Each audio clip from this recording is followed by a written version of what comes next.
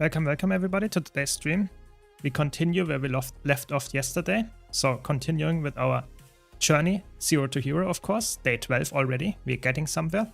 And of course, answering questions on the way. So be sure to watch on Twitch if you're on YouTube, because you miss out on some nice drops. But of course, if you don't care about the drops, on YouTube is fine as well.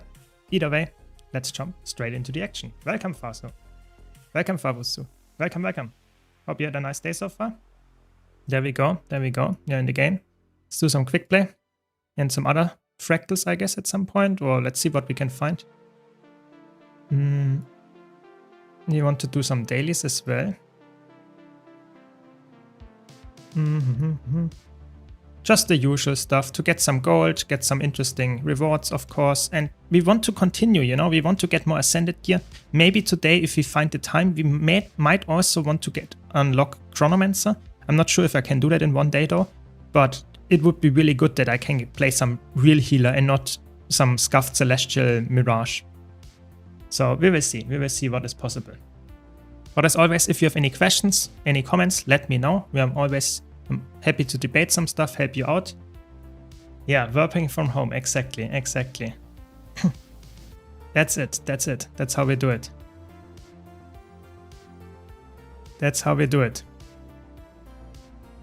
But yeah, what can you do? You know, you have to use the drops. We have a lot of people want to get the drops. I want to stream and showcase the cool stuff that we have with the quick play and just a nice account progression on this new 0 to hero account. So it's just like the perfect time to stream, you know. Why would I waste this opportunity?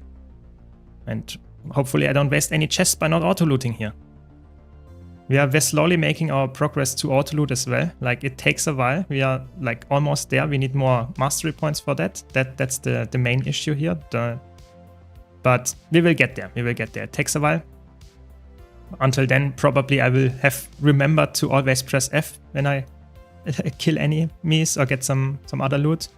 But I don't want to know how many like gold I already at this point lost because of not auto-looting. And just pressing F is probably too hard for me. Crazy. So let's go there. We can also skip that, I think. We don't have to kill all of them, to be honest. Apparently my group wants to do that, so I guess we have to.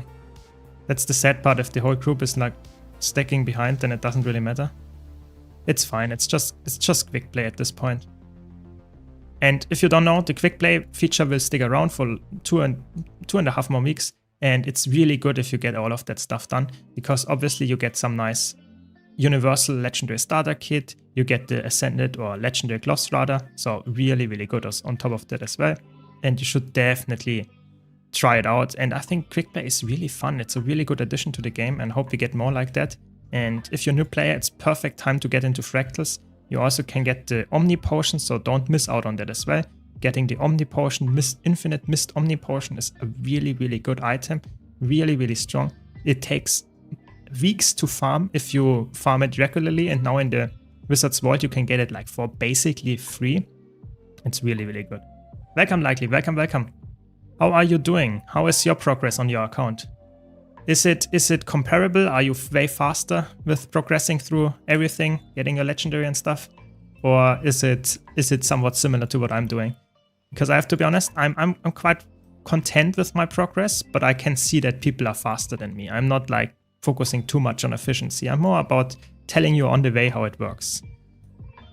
And it's quite fun. I'm actually really enjoying the 0 to hero journey.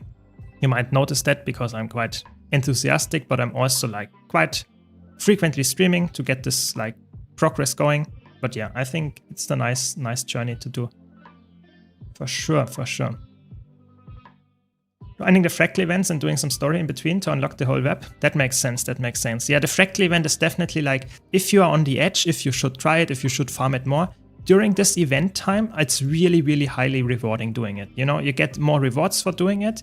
And you also get the Fractal Incursion Champion. So don't worry if you want to get the Legendary Gloss and you can't play that much right now as a new player, or you just don't have the time in general. Doesn't matter. You can get the Legendary Gloss forever after this event. The only thing that you will miss is, for me, the most, like not most important, but somewhat important part is those Legendary Starter Kits. So it definitely makes a lot of sense to grind those quick play features and just get a lot of like loot and have fun there, because you will really get even more rewards with the legendary starter kit. That's definitely something that you have to consider. If you like can't play right now, you miss out on the starter kit, but it's not the worst. It's not the worst, but it's definitely something that is very unique, and I would not expect it to get every time when we get a new update to get a free legendary starter kit, so to say, just for playing a little bit of more content. So I'm happy that we have it right now. It's helping me on the 0 to hero journey, but there are other things to go for as well.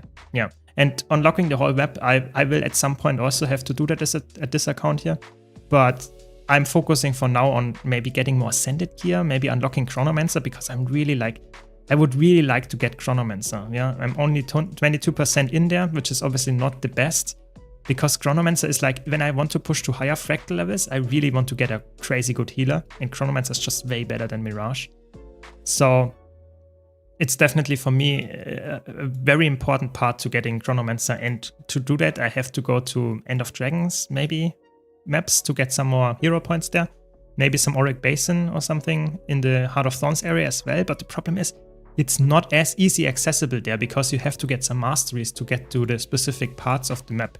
You probably already know that, but there are, for example, like this Itzel Poisel lore to get some access to the hazardous areas, or other Nuhawk Wallow, like those holes in the ground where you can jump in and get some fast traveling going. This helps you getting across the map, and that can be a little bit hard to cross the map in Heart of Thorns without having all those masteries, and I don't have them yet, so I have to be quite careful where I want to go, what I want to do.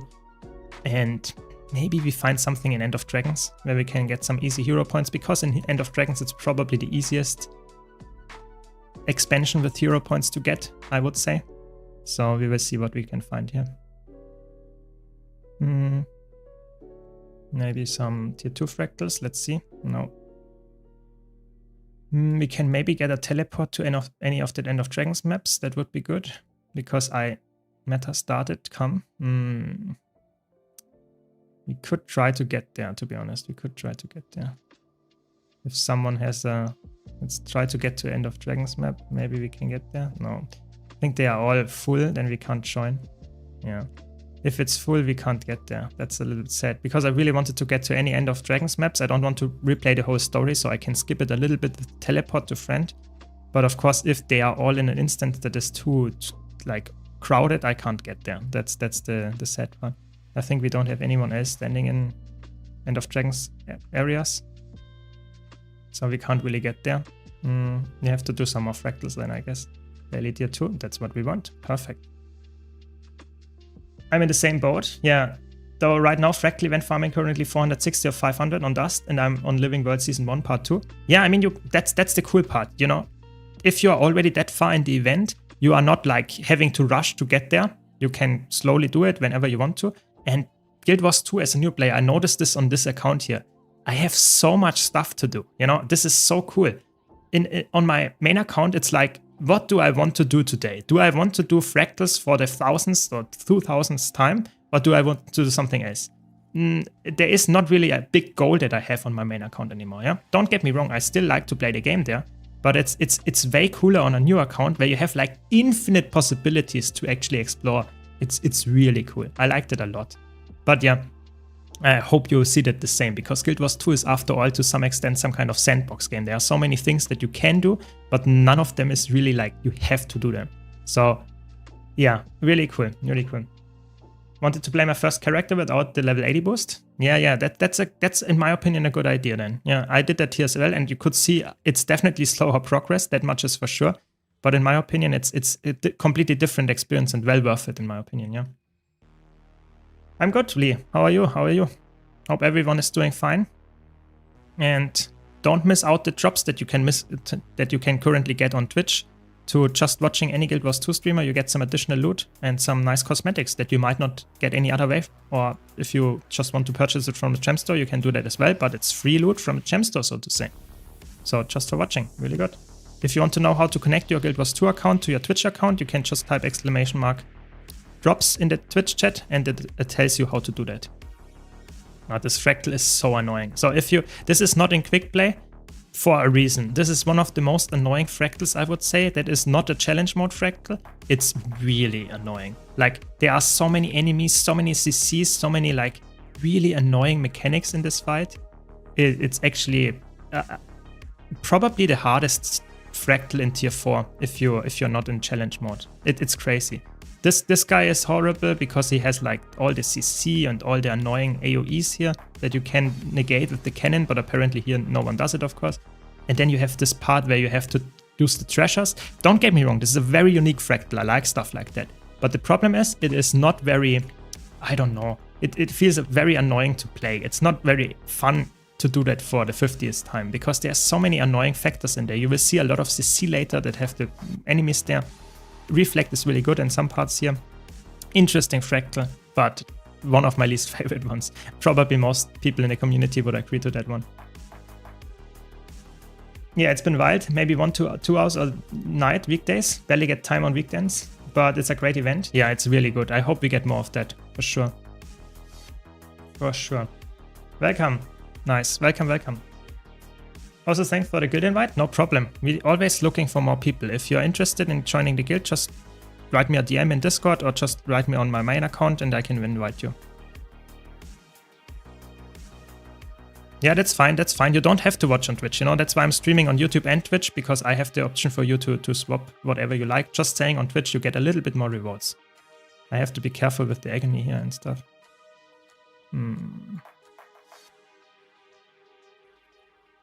Give that to me and put that there, and I think I might be in danger. Okay, yeah, it worked. Barely. Yeah, barely it worked, but we have a druid that heals me. Very good. It's crazy. In tier 2 fractals we already have a healer. That's crazy. Very good. Welcome. I'm good. I'm doing very well today. Nice day. Cozy debates, cozy questions. Just let me know if you have any questions. We talk about it. Just some more 0 to hero journey. That's what we do today. Yeah, this fractal, don't get me wrong. I think this fractal is one of the most unique fractals and I like that. The thing that I don't like about this fractal is that it can, because of the instabilities, because of all the mobs that spawn here, it can get really frustrating because there are so many things happening that you can't really change and it can be really annoying. But I definitely agree that this is a very unique fractal and yeah, we need more unique fractals, to be honest. We need more unique fractals. Could you tell me the best way to get hero points? So the best way to get hero points in the core maps is just doing map exploration, yeah? Just get them. But if you have access to World vs. World, you can actually get them really fast. But if you don't like World vs. World, that's not that important. But in World vs. World, there is a vendor where you can trade some World vs. World currency to unlock hero points in the actual map. That is the fastest way. That is for veterans, typically. But a new player will not have access to that because you have to farm a bit of World vs. World to get that. The other thing that you can, of course, do is like, if you really want to unlock an elite spec or something, then I would recommend going for first the End of Dragons hero points because they give more hero points than the core map and they are the fastest. They are by far the easiest to unlock because they don't have that many champions. They are quite easy to get to. We will do that maybe later today as well. And if you can't do that, or if you don't have End of Dragons or just don't want to do it, already have done it, whatever, then you can go to Heart of Thorns and Path of Fire. Those are somewhat mastery gated to some extent, so they are way harder to get, I would say. But still doable, some of them, of course. But some of them can be very hard and very annoying to get to. So I would say be careful there and don't say there are 10 hero points in this map, I will get them very easily. Typically, in the last map, it takes like quite a while to get all the hero points if you don't have all the masteries, which is the balance, and that's how they wanted to play the game when the expansion released. We will see if the new expansion fares the same model or if they have a completely different idea of how to get the masteries or the unlocks for the elite specs, because that was something that I was always a little bit criticizing, that you don't get the elite specs, you don't get the new weapon, you don't get all that stuff instantly unlocked. You know, when the expansion drops, a lot of players want to instantly play the new stuff. And I think it makes sense in a roleplay perspective that you just have to learn something before you can use it, definitely. And it's also like gameplay mechanic wise, it makes sense to get you into content that you might not have done other ways. But for a new player and for me as a veteran that wants to instantly have some kind of cool feature like the Soto weapons, like the hero points like the elite specs. It's a little bit sad that I have to wait and farm some map and stuff to unlock it. I want to try it right now. So I think there is a middle ground to be found. Let's see if they do it in this expansion or if they stick to the old model. But I hope that answers your question a bit. Yeah, and hero point runs are also very nice. If some commanders do that, you can just follow them along and they will do it quite fast. That is true. Good point, good point. Yeah, the quick play only has 10 fractals in it. It's just the, so to say, easy fractals and some of the new ones to showcase them, but it doesn't have all of them in there. It's 10 fractals from, currently I think we have 24 fractals or something like that, or so 20, something above 20. I'm not completely sure how many we have, but there are quite a bit of them are missing, yeah. And for example, Siren's Neve is not in there. And for example, Shattered Observatory is not in there. There's quite a lot of them that are not in there, yeah. What screen do you have? I play in Ultra and my game doesn't look like that. So I have like, those are my settings for the graphics settings. And I'm not sure why it doesn't look like that, to be honest. I don't have any additional like reshade or something. There are some tools that you can change this, how it looks, but I don't have anything like that. I'm using the normal vanilla version of the game, so I'm not sure. My screen is like completely like a normal gaming screen, nothing special. So I'm not sure. I'm not sure.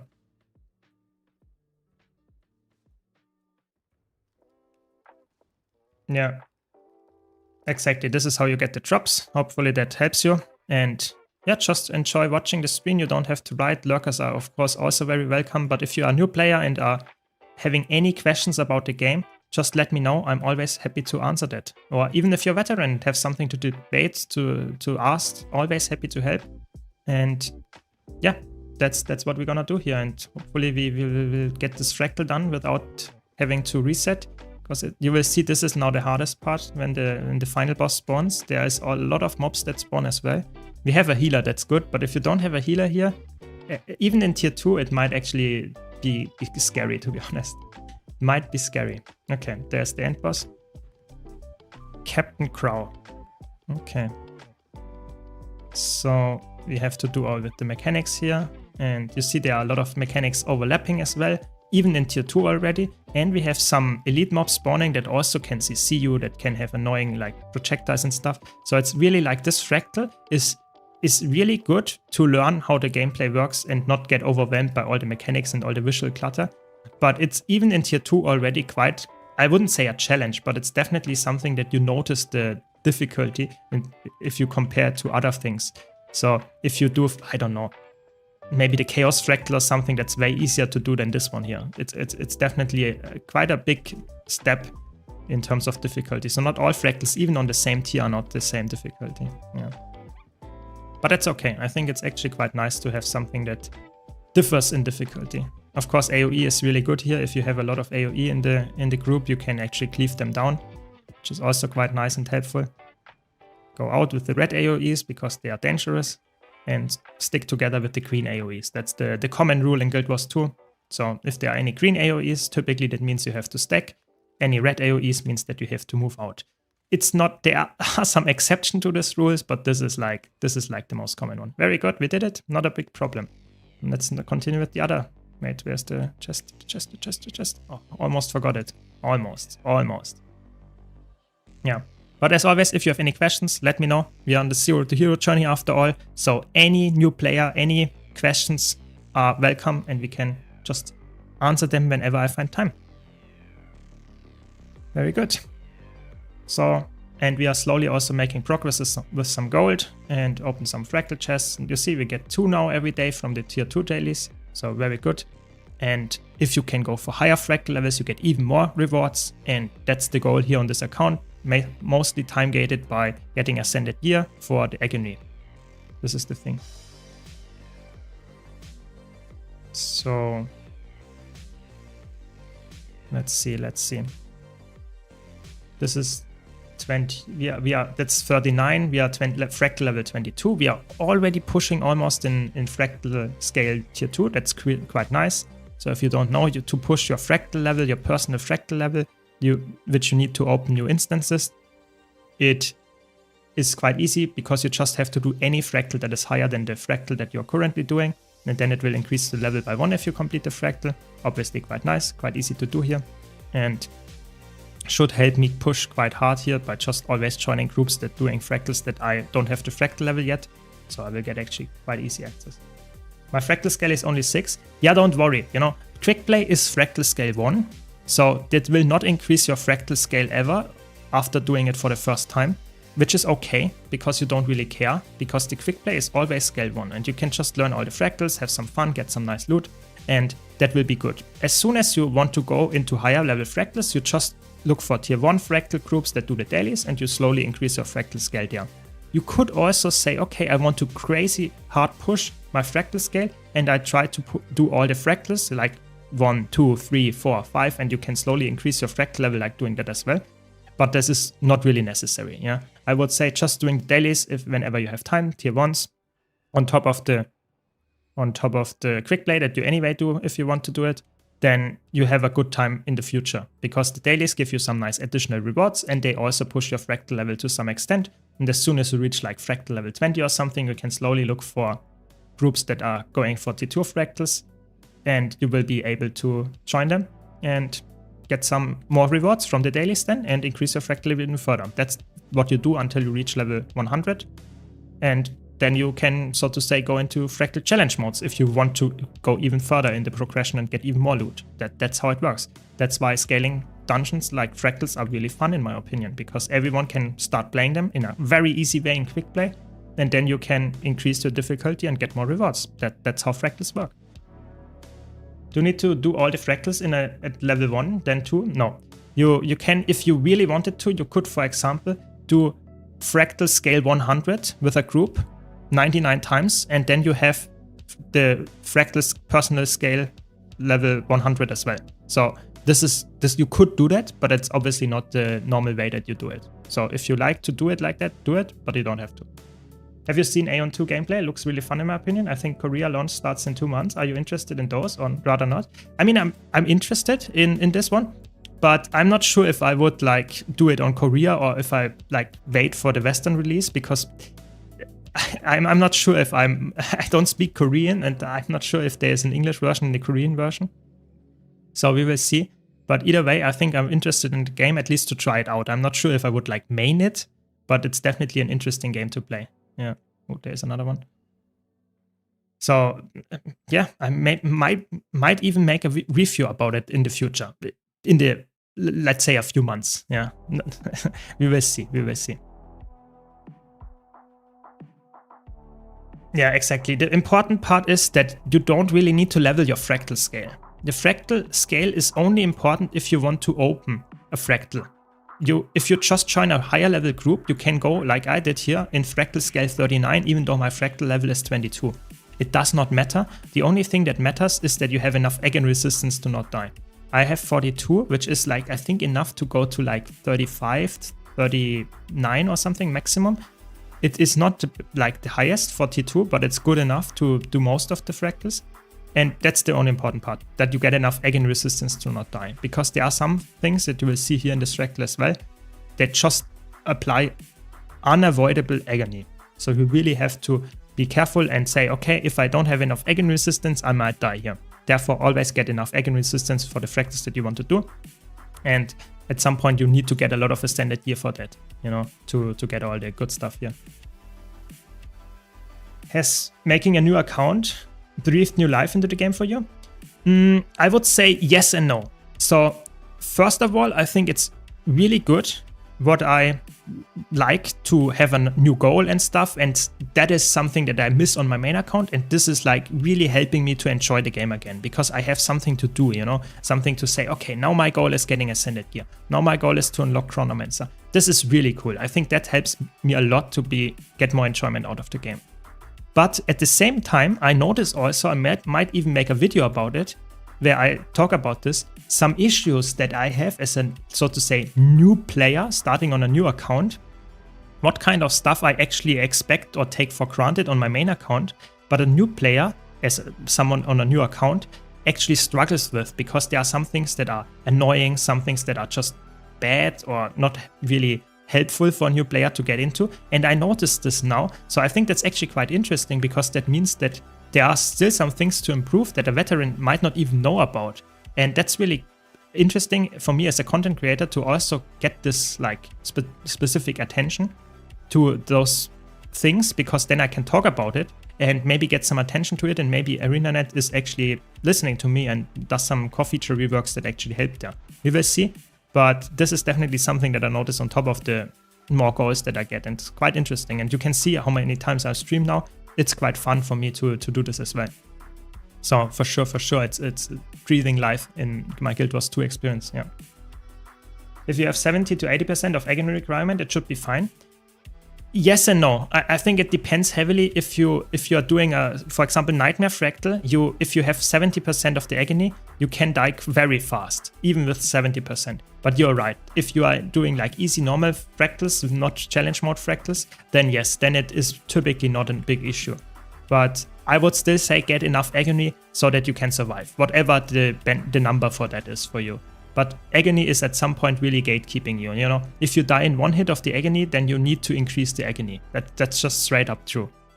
And that will happen at some point. You know, it actually scales quite rapidly after a certain point. So after fractal scale 20, you get agony, and it scales quite consistently quite high up to the maximum of 150.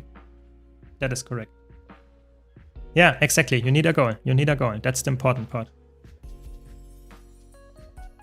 Exactly, yeah. The back slots, obviously, but also like auto looting. There is like other things that you have, for example, the weapon all unlocked, that you have the hero points to unlock very easily, and all that stuff that you take for granted, that you have the story completed, to have a character that has the map completed. There is so many things that a new player has to do for the first time in a quite annoying or a long way to do that, to get it done. And a veteran just plays and has stuff already unlocked, has that done like 10 years ago. So this is stuff that I really notice, like really notice. I got an achievement, okay, interesting. Welcome, Kaio, welcome. What kind of ascended pieces are you getting, Berserker? No, I'm actually getting Harrier.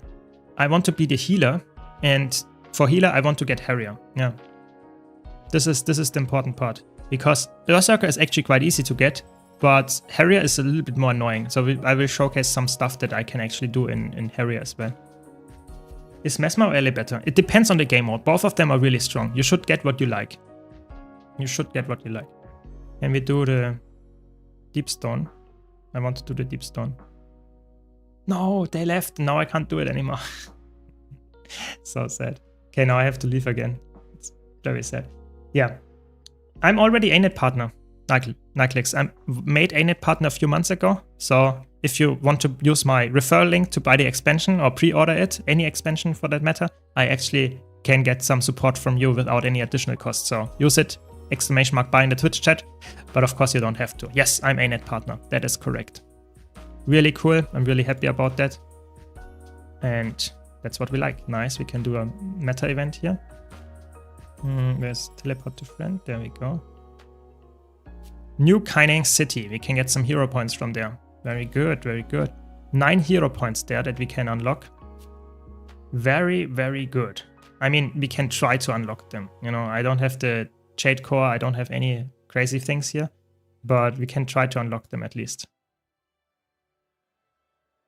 Maybe we can also do the meta event. Let's see. For some loot.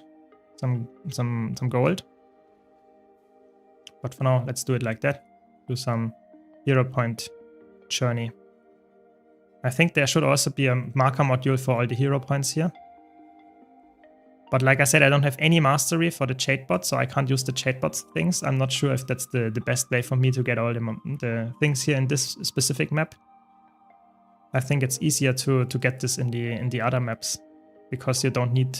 I'm pretty sure like in this map you need a lot of Jadebot mastery to actually get across some of the hero points. Yeah, because it's so vertical, you need some Jadebot zipline mastery, you need some other things here. But at least I'm here now in End of Dragons, and we can now get some of the hero points, I guess. Some of them we can get.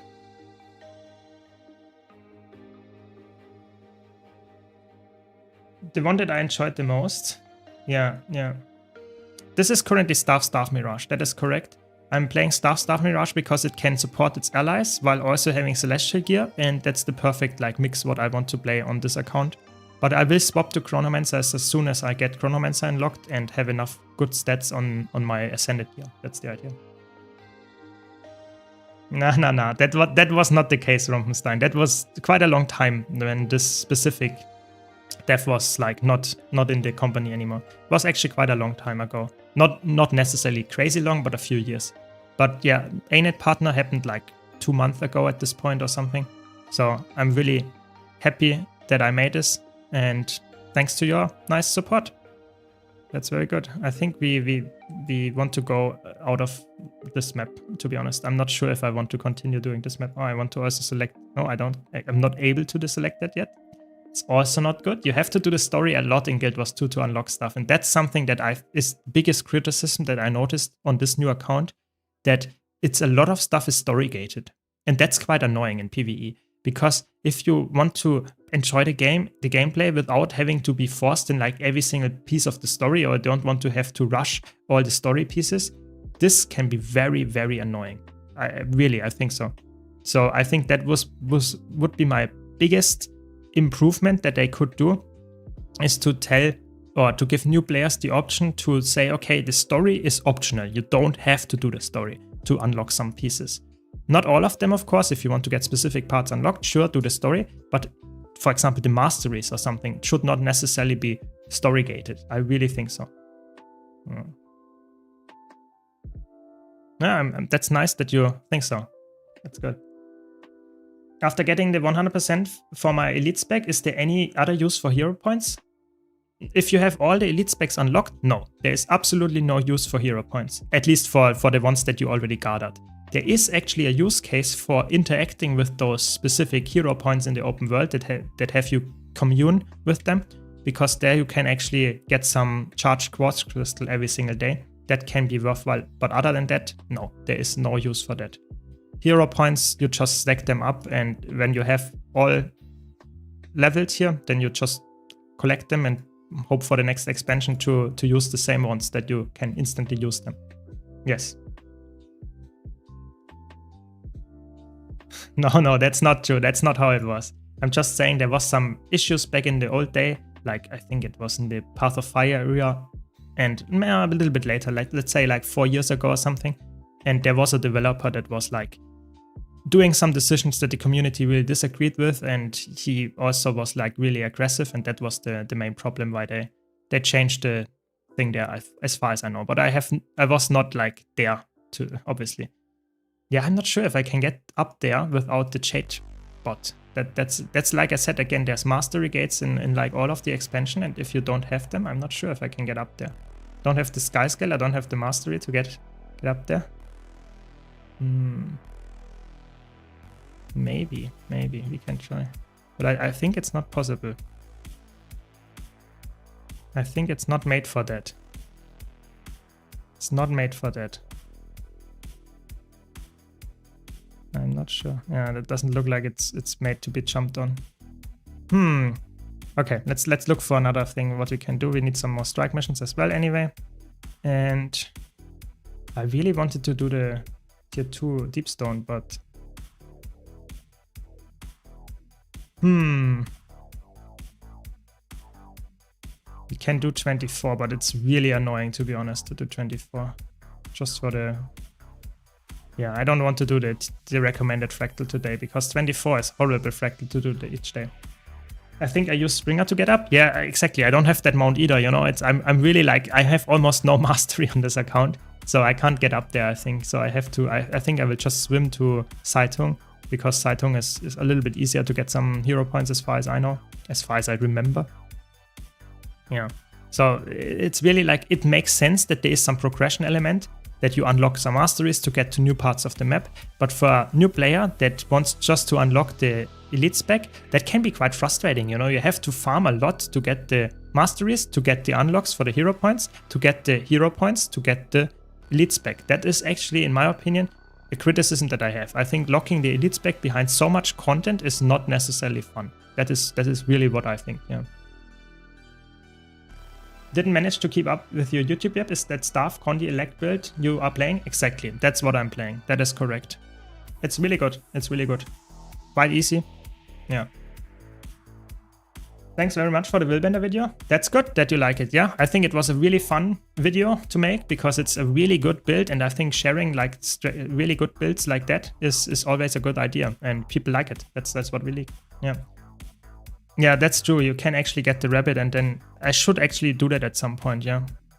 But for now, let's just do some exploration here and maybe get some hero points for Chronomancer here on this map. But yeah, you're right. Probably the smartest way is to get the rabbit.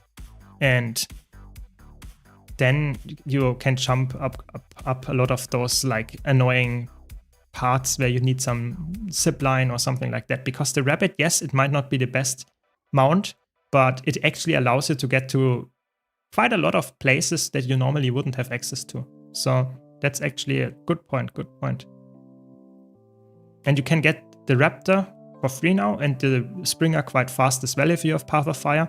The other mounts can be a bit annoying, especially the Sky Scale is quite hard to get, but it's obviously also very, very, very good.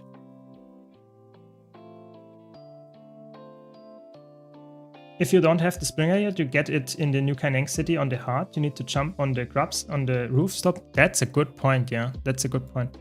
Is it a borrow one so that you can't, like, is it something that you, as soon as you go off, you will not be able to get on, or is it something that you really unlock there? Because the Springer is obviously really important for me to unlock at some point as well, to get to all the vistas. Crazy, it unlocks the Springer for the account. That's actually a really good way to unlock it then. I will actually get there after I get like a hero point on this map. Or next waypoint here. Yeah, oh, I think I might die here. No, very good. I think locking armor stats in open world PvE is something that needs to be reworked. I want to try in some elite specs and I need a week to farm ascended gear to try it. It's somewhat annoying. Yeah, I think there are a lot of things that they lock artificially behind things like masteries, story progression. And I think for me, as a veteran that wants to try out all the new things at day one and have fun in the new maps, don't get me wrong, I will actually do the mastery. I just don't want to farm the masteries on my Chronomancer. I want to farm the masteries on my Troubadour, you know, that I actually can enjoy the new parts of the map with the new elite spec. That's what I like to do. So for me, that's something that they should actually try to improve. I really think so. Will they do that with the new expansion? I am not sure. I'm really not sure. Raptor Taxi. I think here's another waypoint that I can teleport to later. But yeah, I'm definitely with you there. I think like, especially gear stats, I know they want to sell the expansions, yeah? So that you have only access to Harrier stats if you have the POF expansion. I think that makes sense, that they increased some kind of like usefulness of the expansions. I think that's okay. But if you have to farm like a week to get a new gear set, just even if you're a veteran, that's a little bit much in my opinion. Yeah. Welcome, Learn Cosmic. Welcome. Why do you choose Mirage as the first spec to unlock? Because it is obviously, in my opinion, Chronomancer would have been like ideal for a healer, but I don't have access to the best gear yet. Yeah, so my gear that I get is Celestial. And Celestial is not the best on Chronomancer. So I chose Mirage to unlock because Mirage can use a lot of Celestial stats very, very well. That is really the reason why I chose it. Doesn't mean Chronomancer is bad. I will unlock it now. I'm currently working on it. But yeah, Mirage is just like you making the best use out of my stats that I have. Exotic Celestial gear. No, you don't, of course, have to have Ascended gear to try an elite spec. But if you want to have the best build that you have to get, then you want to get Ascended gear or you want to get different other gear stats to try out. Yeah, and that's why I would say where it comes in. That's a lot of damage, but that's okay. I think, is there a hero point in there? No, I think the next hero point is here in the area there. I think I will just teleport there. I think that's faster. There is one. That's good. I think I might get there. Maybe, maybe not. I know there is one definitely here in the training area. There I want to go now. I think that's the fastest one to get. Yeah. Vicky says it's an unlock. It can also be unlocked somewhere on Chantervals. Yeah, that is true. There are some parts that actually unlock the Raptor now so that you actually have easier access and not Raptor the Springer. So I think I will definitely do that because the Springer is a mount that helps me a lot in the map exploration here and unlocking the hero points. Yeah, good point, good point. Yeah, I think Mirage is quite fun. I think it's underrated in PvE as a support. It really is. As a DPS, obviously, it's really high. A lot of people like know that Mirage is the highest DPS build in the benchmark, but as a support, it's surprisingly good as well. People really don't see that, and it makes a lot of sense to use on this specific playthrough here. So let's get the hero point here. That's good, and then we can continue. Yeah. Nice. There we go. And now we can level the next part of Chronomancer. That's why those are so good to get, because you get some like 10 points already from just having one thing unlocked. It's really good. Okay, there's another thing. I think there are 9. That's crazy. There are 9. This one I knew that is there. Then there's one in the water. Yeah, where I go here. Exactly. So there are 2 that I can get. Very good. Very good. So we're getting there quite fast. You know, to unlock an elite spec, you need 250 hero points, which is quite easy to get if you go to the expansion maps. But in the core map, that means 250 hero points. In the expansion maps, you need a lot, or not a lot. You get a lot from each hero point, like 10. So that means, oh, can I get up there? Or is that like only with the skimmer or something? Oh my god. No, with the skiff. Oh, that's so annoying. I have gliding, so I can go up and glide there. Maybe. If I don't die. That's actually quite annoying. It's made so that you can only get there with the skiff or the skimmer. I can't jump up there. I need to go somewhere high and then fly over there, but my gliding capacity is actually quite low, my endurance, because of the mastery. That's crazy. I think Push is dead on NA. That's sad to hear. I mean, I think it's currently in unranked, and you have to specifically select it to get there. For me, it was also not the easiest time to get it into, like, currently on EU, but I had like a queue time of 11 minutes at some point. That can be quite annoying, I agree. But it was not, people played it. I hope it will get more active, maybe some more rewards to it or something, that people try it. I don't know, it feels a little bit sad that they made a new game mode and no one plays it then, even though it's quite fun, yeah. Yeah, that's good to know, Tessie. Then I will do that just after getting some more hero points here. Let's kill those guys, it's good. Or just this one, I guess. Over half an hour of queues, that's crazy. I guess then it's probably also not the prime time right now on NA, but that's crazy. Yeah, that's crazy. Very sad. That's really sad, yeah. You can glide from the mountain, just get back to the temple and move towards the hero point. Yeah, if my gliding energy, my gliding endurance lasts long enough, then I will do that. I might actually be careful, have to be really careful there, because, you know, gliding at the beginning is limited. You can't glide forever. And that's something that I have to be careful, otherwise I drop down anyway, too early in the water. But I think it's doable. I think it's doable. But it's crazy, you know, that's things that I never encountered as a veteran. You know, I would just like jump up there using the skimmer or something like that and didn't even think about it twice. But now I really have to think about all that stuff. It's crazy. Definitely crazy. I think there's another one here in this like area here. Let's go first for, I guess, the gliding up and try from there.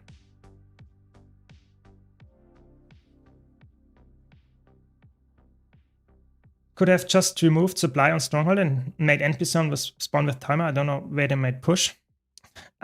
I'm not like completely convinced why they did it or what the reason was, but I would say a lot of new player liked the new game mode, yeah, because it's somewhat easier to understand.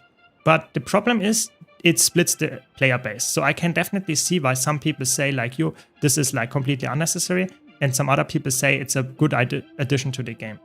I think either way, there is a lot of stuff that they have to consider, and I'm not sure if it was like worth the time investment. But is it like here enough? Probably not, no, to go up there. I have to go up there, I guess. The highest of highest, and then I have a lot of gliding time, hopefully. Yeah. Crazy how long I need to get to a specific hero point where I just have to commune with it. It's crazy. Okay. Yeah, I think that's the best location, like from here to here. Yeah, I think that's where I need to be. But yeah, I'm like push is something that is definitely debatable if it was the right decision.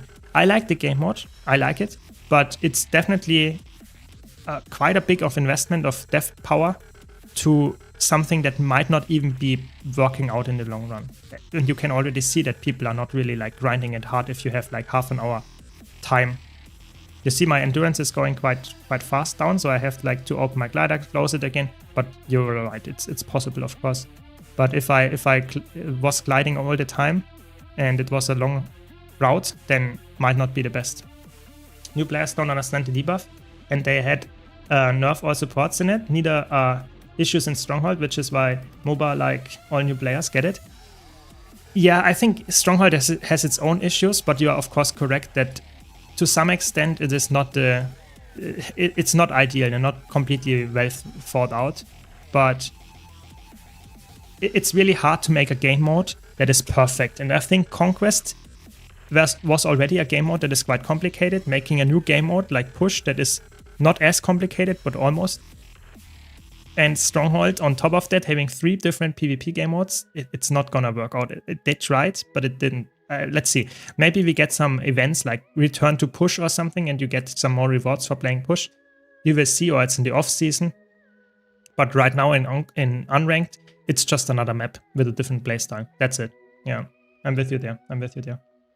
But what can you do, you know? This is like, as a developer, I think you can't get it perfectly right. There's always someone that is upset about how they did it. They are upset of not continuing with something else. It's really hard for developers. So I give them the benefit of the doubt. They tried to make PvP to some extent more new player friendly. And I agree there are some mistakes if to go for Push or something, but at least they put some effort in. Yeah. They need pips in Unranked, or else people will just spam ranks for rewards. Yeah, it's really hard, you know. You don't want to make Unranked too easily farmable, because then no one will play Ranked anymore, and you have like a Ranked season of 10 players that play against each other all the time. And Ranked is already quite a low population, so I think you have to make... This is what I meant with the player base split. Can be really hard to actually make this like... The player base quite non-split here. It's really hard. It really is. Okay, so we want to get to the Springer one. Let's go to the Springer one then. Ranked is awful for new player because it gives them gold rank by default, so they insta-fight veteran players. Yeah, it's ranked is, like I said, the player base in PvP is very low. Even no, that's not true. The competitive mode, like the really high level player base, is really low. And that's a problem, because that means the casual player base will always encounter at some point, maybe even in the first PvP match ever, a really skilled player in the match. And that is really frustrating. And the casual community is actually okay. There is a decent amount of people playing it. So for me, there is not an easy fix to it. Otherwise, they would have already done it. And making it more attractive to make unranked being played instead of ranked splits the player base even more. So I think it's really hard to make something that is like incentivizing players to play Push without forcing them away from ranked and making the player base even less interested in playing this specific game mode. So it's really hard. It's really hard. Yeah, and people are really... PvP is like, you know, World vs. World is a game mode that is quite close to the core game because you have open world, a lot of stuff like that. But if it comes to PvP, that's like very skill-based and not really like people interested in MMOs necessarily want to play PvP as well. That can be something that is definitely like, not very necessarily interesting to most players. And if they try it out and then instantly get demolished because they fight like a high-ranked player, yeah, that is not the best one. Definitely not the best. I think I'm going in the wrong way. I think the heart is there. Can we get this one? I think you can get up there, I'm pretty sure. Let's go there then first. Just want to get another hero point. But yeah, I think this is a debate where you do not find any perfect solution. It's like Guild Wars 2 PvP. I think that was one of the criticisms or comments that I made all the time on stream here, is one of the mistakes they did is that they fixated too much on PvE and completely let PvP alone. And now PvP is like in a state where you can't really like play it that effectively at a high level. It's just for fun game mode at this point. It's not a game mode where a lot of players are in. I'm not sure if I can get up there, to be honest. We have to see. But yeah, I'm sad about this. You know, it would have been, it's one of the best, if not the best PvP MMO I think out there. So it's quite sad that they did not go with it. There we go, we made it. Really sad. Yeah, maybe changing the matchmaking altogether would be a decent way of doing it. But I don't know how to do that very easily, yeah.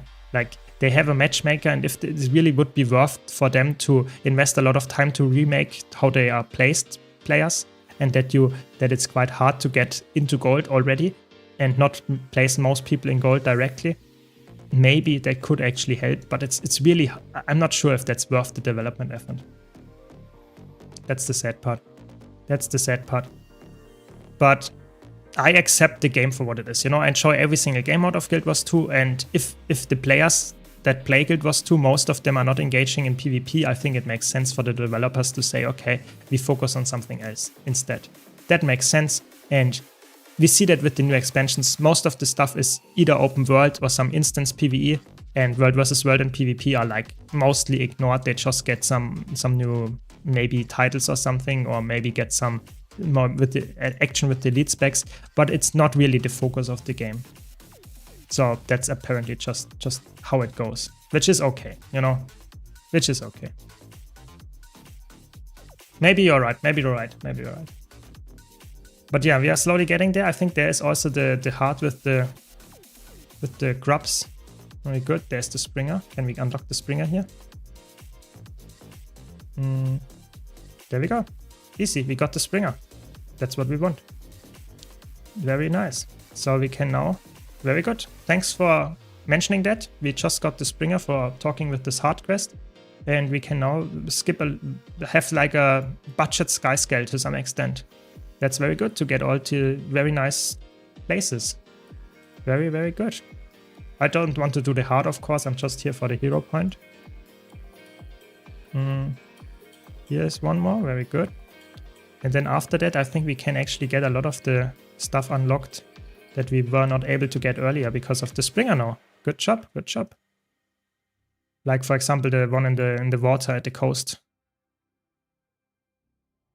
Hello? There we go. Yeah, exactly. World vs. World is very played after PvE open world, as far as I know. And it's quite sad that they don't push out more content like for that one, but people still play it. You know, the content is people playing the game mode, having like balance patches and stuff, people actually engaging with each other. That's the thing that is enough for most players. So it makes sense. World vs. World is a really good game mode, somewhat casual friendly as well. So I like that, yeah. And I hope it stays like that. I hope people still play the game mode because it's a good game mode. It really is.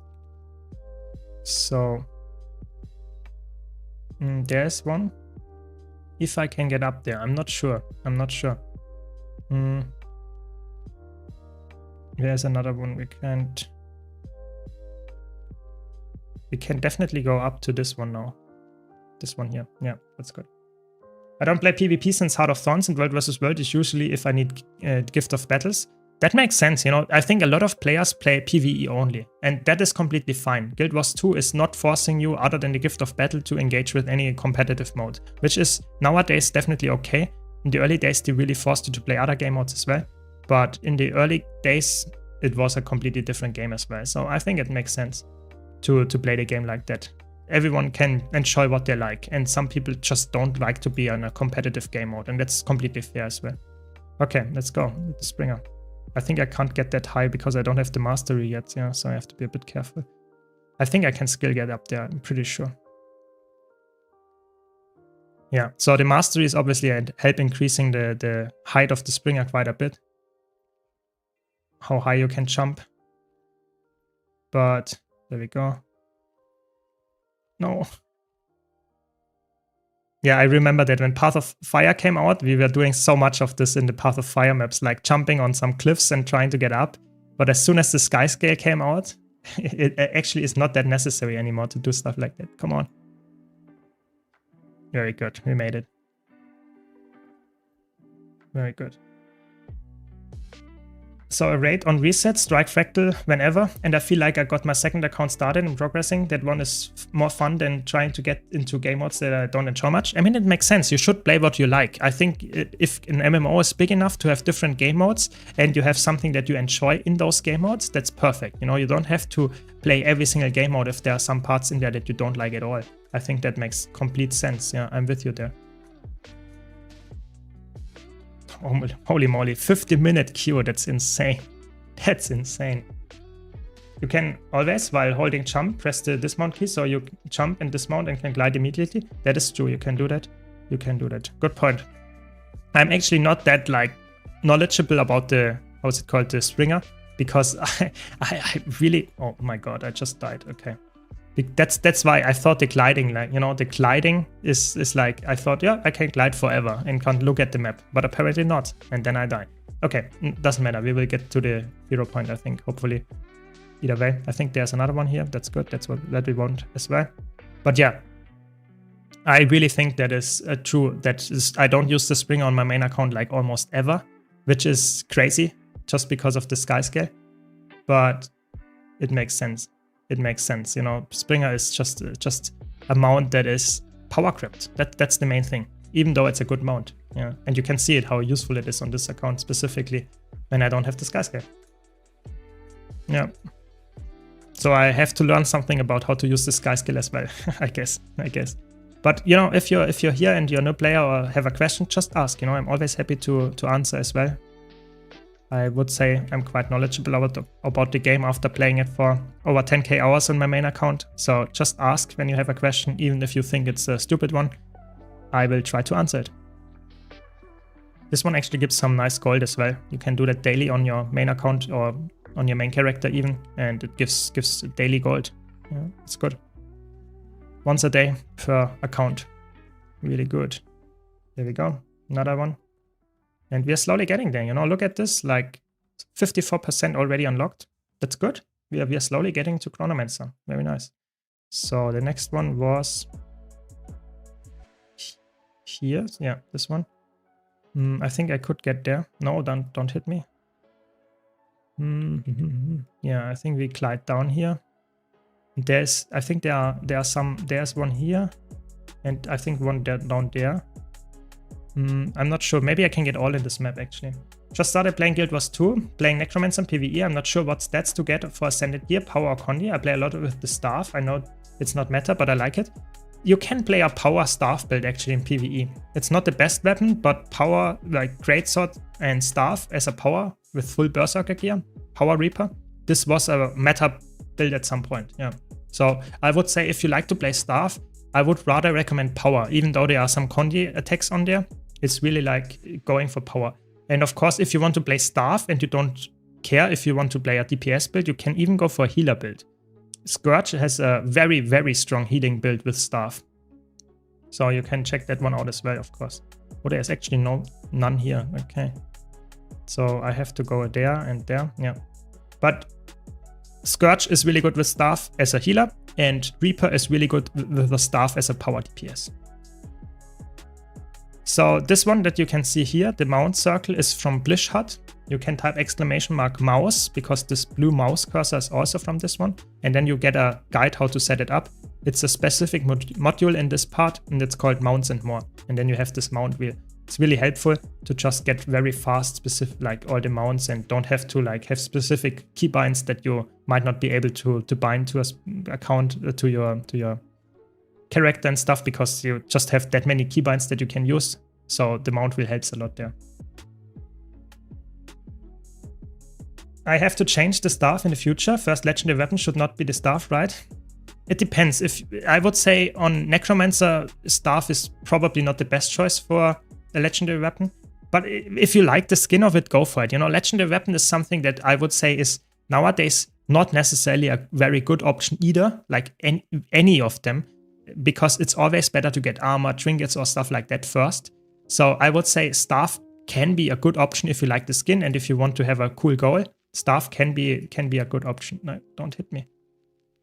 Oh my god, they hit me. Okay, now I have to walk. Sadly, I wanted to use the Springer to get up there. But you see on my mouse, on my mount wheel, I actually don't have the Springer bound because I never use it. So I just thought it's better to use something that I actually use. But on this account, I definitely use the Springer now. Makes sense, makes sense. Maybe I have to readjust the mount wheel. There we go. Yeah, the next hero point. But yeah, I would say staff, if you like it, go for it. No, don't hit me. Don't hit me. Nice, I interrupted then so I could finish my attack. Very good. And now I want to get to this hill here. Very good. And then we are almost done with the Zeitung hero points and we are at 60%. Like that's good. 60% of the elite spec Chronomancer. Very good. We are almost there. Sadly, I think we need, oh, this one is here as well. We need like almost 100%. The gravity well is not that important, but we need this well. This well we need. So, no, yeah, I mean, depends. We can also start already at like with this trade, with this one, because we need quickness uptime. But it would be better to have it fully unlocked, of course. So I guess we swim a bit. Since you are using Blizzard already, is there a personal 0 to hero rule that prevents you using the pathing module?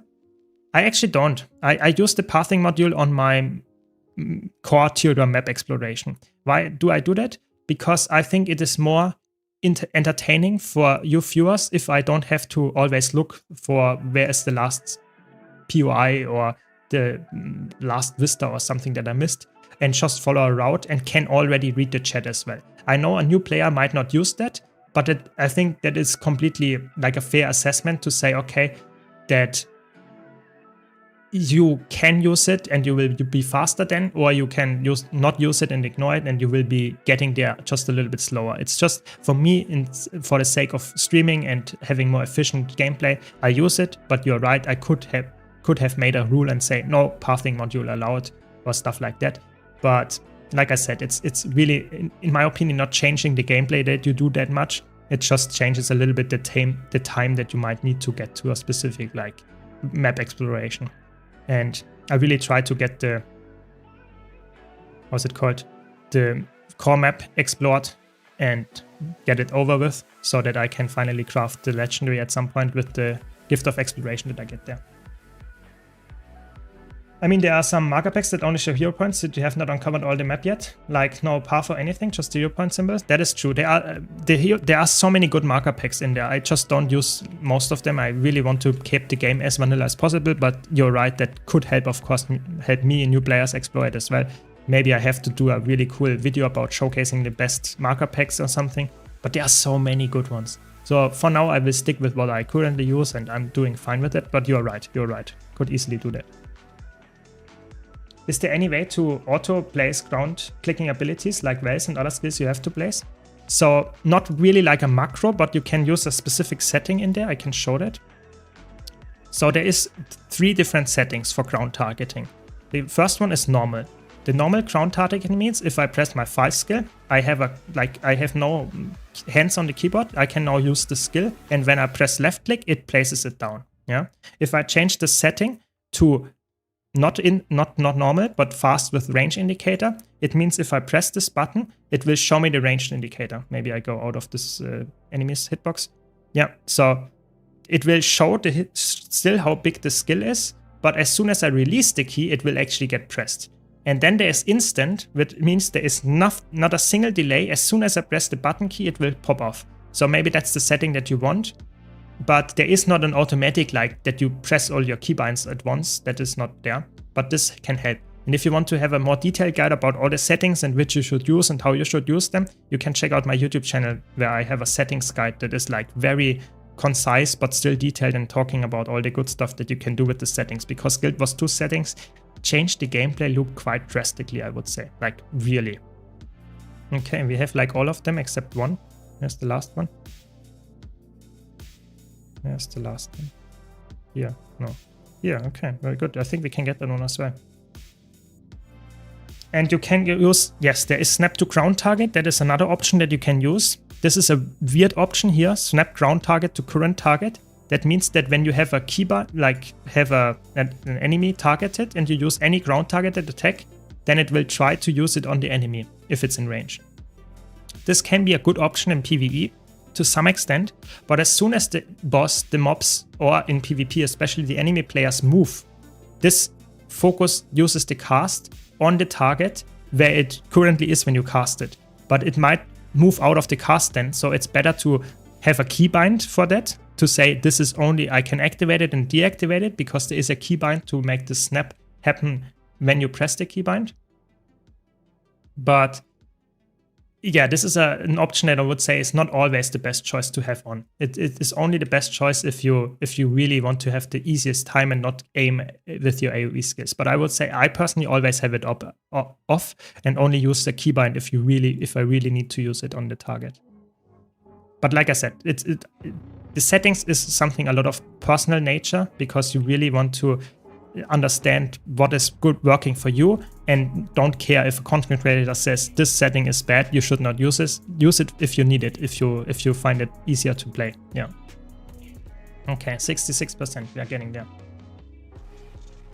Can you tell me, is it essential to have Ritualist set of armor and weapons for Mesmer? I have full Celestial, Berserker and Viper sets. Is it only for power, PvE and open world Conti DPS? Yeah, I would say Ritualist is not essential at all. Like, Celestial gear is completely fine. Most of the time Celestial is actually better than Ritualist. Only in a few scenarios it's actually worse. Yeah, good point. You really don't need that. It's actually quite overrated, I would say. Surprisingly overrated. Regarding to the settings, is there any setting which I need to turn on and off to teleport on someone through a door or wall? No. There is some kind of settings where you can like target someone through a wall, but it's really niche and it's really complicated. I can't explain it here on stream. But I would say as soon as you have someone targeted, like this aristocrat, and there would be a wall here, I could still teleport to it with most keys, with most teleports, yeah, that are focused on the enemy. So this is like Guild Wars 2 base setting. You don't have to change any settings for that. What is the difference between Dragon Hunter and Scholar runes? So Dragon Hunter runes gives you a little bit more ferocity, where Scholar runes gives you more power. Does that mean power is like always the best choice, or does it mean it's always the best choice to go for? It's 1 second. Or does it mean it's the best choice to go for the higher power will increase the base stats? So if you have a really high damaging skill that has a very good power scaling, then sometimes power can be the better option. But if you have really good ferocity scaling attacks, so that you don't really scale that well with power, but the ferocity increases your crit chance damage, so the critical hit damage, then it's better to go ferocity. So it depends on the build, on the weapon that you're using. That is the important part. Sometimes Dragon Hunter is better, sometimes Scholar is better. I would say in 80% of the cases, Dragon Hunter is better. In 20% of the cases, Scholar is better.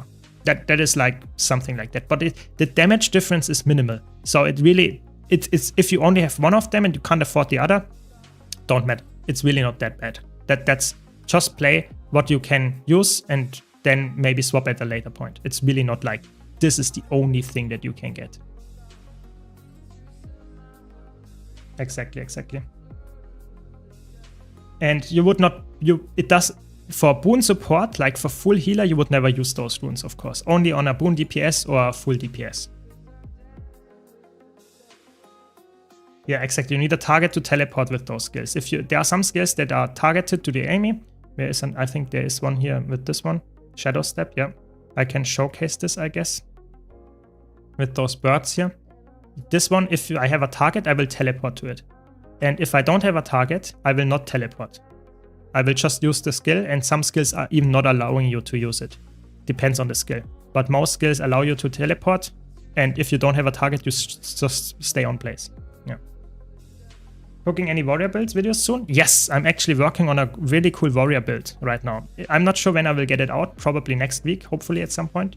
But I am actually working on one, yes, that is correct. Let's see if we can get into a group. I really want to do some strike mission dailies, but no one is there yet.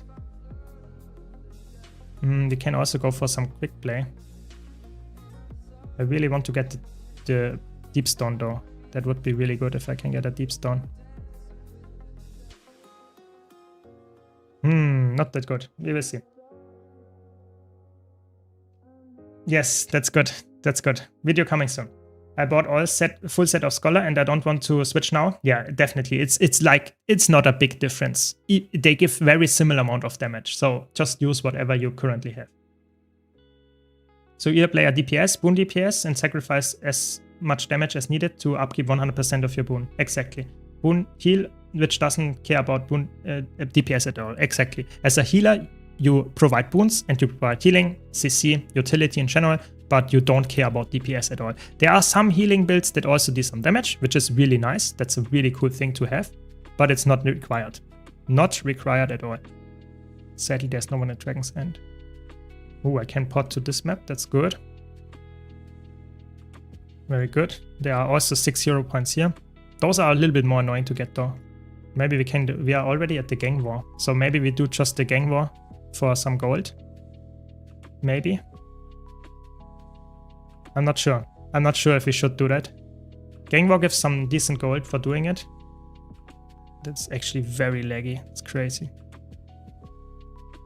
So maybe we do that one for some gold. I'm getting the Ascended Gear from the Wizard World. Is it a good option? Very good option. You should always get that as a new player. I got it here instantly as well because it's very, very cheap and you can get free Ascended Gear. You know, why would you say no to that? Yeah. It's really, the difference is not that high. It's really not a high difference in DPS. So use the rune that you have access to. Like one of those two is good enough. Really, that's the main thing here. Okay.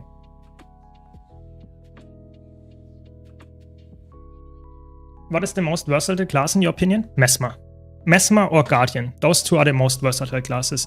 Mesmer in PvE specifically, Guardian in all game modes, I would say. They are very close.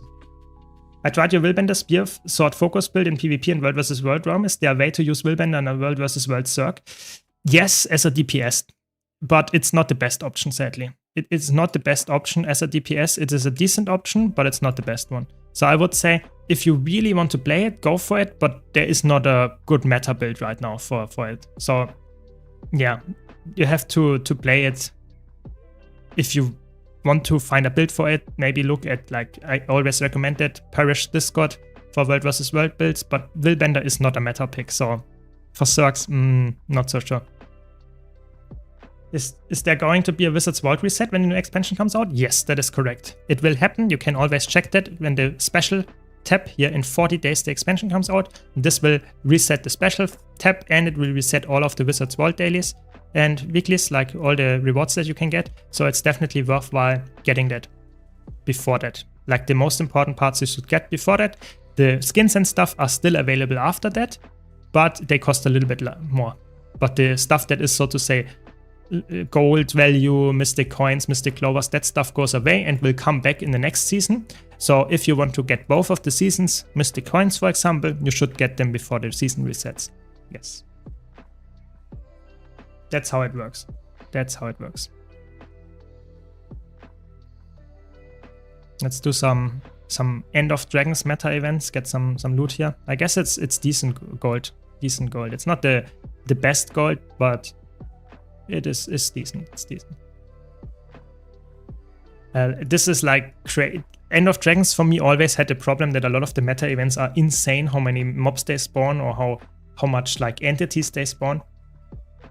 And I always had issues with the settings. Like my settings are always, my FPS are always going down here in the End of Dragons maps. I think that's one of the biggest issues in End of Dragons in general, especially New Kaneng and Echo World, that the settings are like horrible. How low the FPS and stuff goes. It's really bad in those two maps specifically. Yeah, I have to remember to press F all the time because I don't have auto loot yet. Still. Yeah, Amnitas meta is also horrible. Like Amnitas, they have really big problems with those like really big flashy maps and all the entities there. Sometimes it's really, really annoying, and especially during meta events. But I think Enchanted Wilds is not that bad. And I hope the new expansion is also managing it to some extent that it's not too bad, because this is something that annoys me quite a bit, that I have to turn down my settings a lot, like insane. I think I can also turn off the player names, and that also helps a bit. If I if I decrease the name text, it also helps a little bit sometimes with the FPS. But I don't know, it feels quite bad. It feels quite bad to have to turn off everything just to make the game a little bit like smooth enough to run. Yeah, it's better now, but it's still not perfect, I would say. It's still not perfect with at least for me, yeah.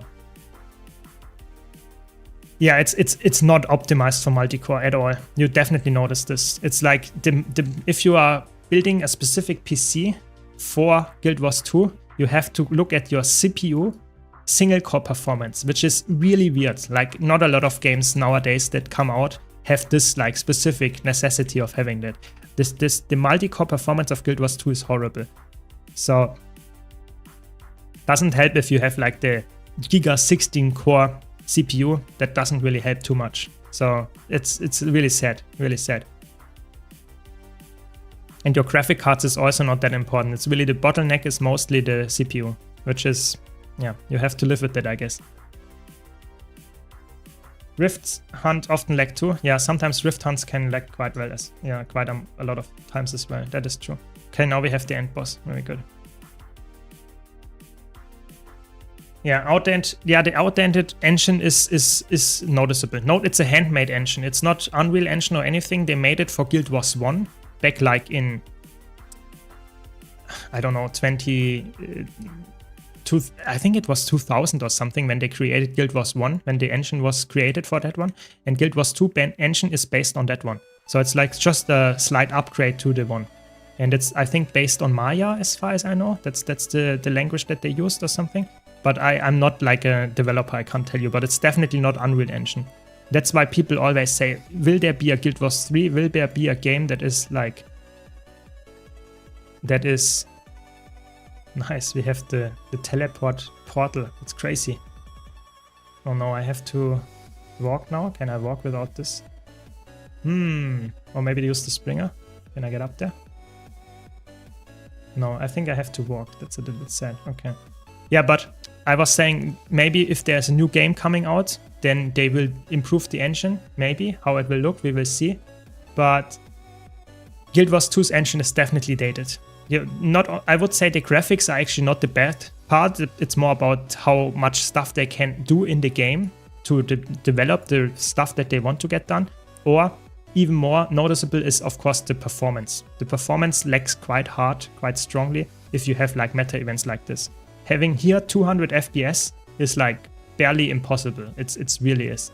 Which is not necessarily an issue for me, because I don't play those meta events every single day. But if you have a really crazy good PC and you still don't get good FPS in this game, it feels sad. So I think that would be one of the things that I would really like if they would fix that in Guild Wars 2, maybe in another game that they currently produce, whatever. But this is something that I would definitely like to have in the future. It's because of the Twitch drops. Currently, Twitch drops happening, so a lot of people here watch for the drops. That's why they're here. But everyone is welcome, so I like it if I have more views, of course. A few minutes ago, if your account skyrocketed, yeah, I mean it happens sometimes if some other streamer stops and just other people join and stuff. That's just normal. I mean it's okay. Everyone is welcome here. If you just have any questions, just let me know. We have to hide. There we go. Barely made it. For its age, it's so good compared to other MMOs. That is true. For the age, it's still very good. Oh my god, how many people died here? That's insane. Like half the map died. What? That's crazy. But yeah, Guild Wars 2 is still very good, don't get me wrong. And especially I think the graphics are actually not that dated. It's just like some of the maps you really notice that the engine is not perfect. And you also, I noticed from some developers and stuff, they always tell us it's actually, for them, it's quite hard to make new content that we think it's very easy to program because of the engine. There is some spaghetti code in the background and the engine is not as flexible as they liked it to be. They would like to have it. So that's some stuff on the back end that is actually noticeable for them, that it's not perfect. But we will see if they can fix that in the future.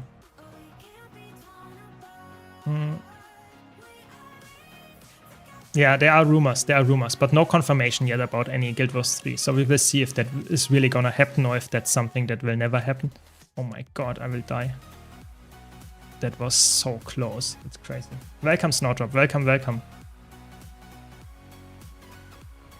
Yeah, I'm not sure. I'm not sure if Guild Wars 2 will get a new engine or Guild Wars 3 will get a new engine. We will see. We have no confirmation about anything of that, so I can't give you anything there.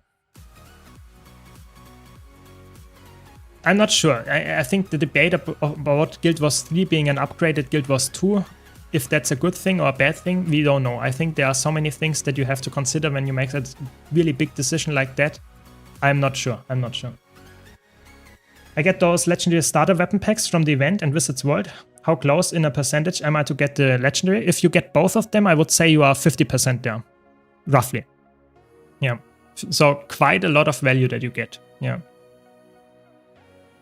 I remember when I played Virtuoso on this meta and it killed half the squad because I misplaced the portal. Yeah, they can kill a lot of people if you portal them and you portal them to the wrong place. That is true. People always trust the portals here. It's crazy. Yeah. This Guild Wars 2 GPU or CPU hungry. It's typically like the CPU is the most important part, especially the single core performance of your CPU. That's like the main thing that you need to. I would not say it's hungry. It's actually you can play the game on quite a potato PC. It's just like don't expect high FPS even if you have a crazy good PC, because the game is just not optimized in that way. You will be able to run it on most PCs actually, I would say, but you will have problems even with the highest level of PCs on specific meta events like, for example, this one. Would you suggest getting the rest of Ascended gear if you already have outed the vault? Yes, I would say so. I would say going to strike missions, going to fractal vendors, that kind of stuff is probably the best way of getting some additional Ascended gear. Yeah, you will see that here, me doing that on this account here as well. I already have 4 pieces and I hope if I do the strike missions today, I will get another one. So I have 5 armor pieces then. I can't join that one. I really want to get a deep stone down. What is 44? I have to get a list where all of them are, like which ones I can get. Oh, that's very expensive to pot there. Maybe I do a quick play fractal and then I can leave. That's what we do. Do a quick play fractal. Yeah, Troll Mesmers and Chuck Garand as well, yeah. Portals can be really dangerous, or in Auric Basin as well on the chest. Yeah, people do that, it's careful. Is it safe to assume we get at least 2 more expansions? I would say we will see in the next few months if they confirm that there will be another expansion, yeah. So I would say 1 expansion I see like quite likely, 2 more expansions, so 2 more years. I would say possibly, but not necessarily. I think 1 more expansion is almost a given, but 2 more expansions, that's, I'd say, not guaranteed. Yeah, but that doesn't mean Guild Wars 2 is dead in 5 years. Don't get me wrong. I think actually Guild Wars 2 will stay alive for the next 5 years at least. Just saying that they at some point confirm that they are working on something else, and because of that, they will actually tell us, okay, this is like we are now going into maintenance mode. That could happen. That could happen. Oh my god! The pot to the ceiling. Come on. Sad. Yeah. Always happy to help. Always happy to help. Can I play your heal Chronomancer build with Minstrel gear for fractals? Yes. Minstrel is perfectly fine. Perfectly fine. Chronomancer is actually quite good with Minstrel gear as well. Yeah. I'm a new player, entered World vs. World yesterday, and 6 of us chased down a Reaper and we couldn't kill him. Is Reaper overpowered in PvP? It's more like if you are good at a specific role, if you play Reaper very well, you can easily like outplay other opponents even if they are way more than you are. But I would say Reaper is not necessarily broken. No, it's a good build, don't get me wrong, but it's not like one of the best So it's just like skill difference that is most of the time, like in World versus World, can make players seem crazy good, yeah, or crazy like strong. The build, it's more like the skill is way more important in competitive modes than the build itself or the gear and stuff, for example.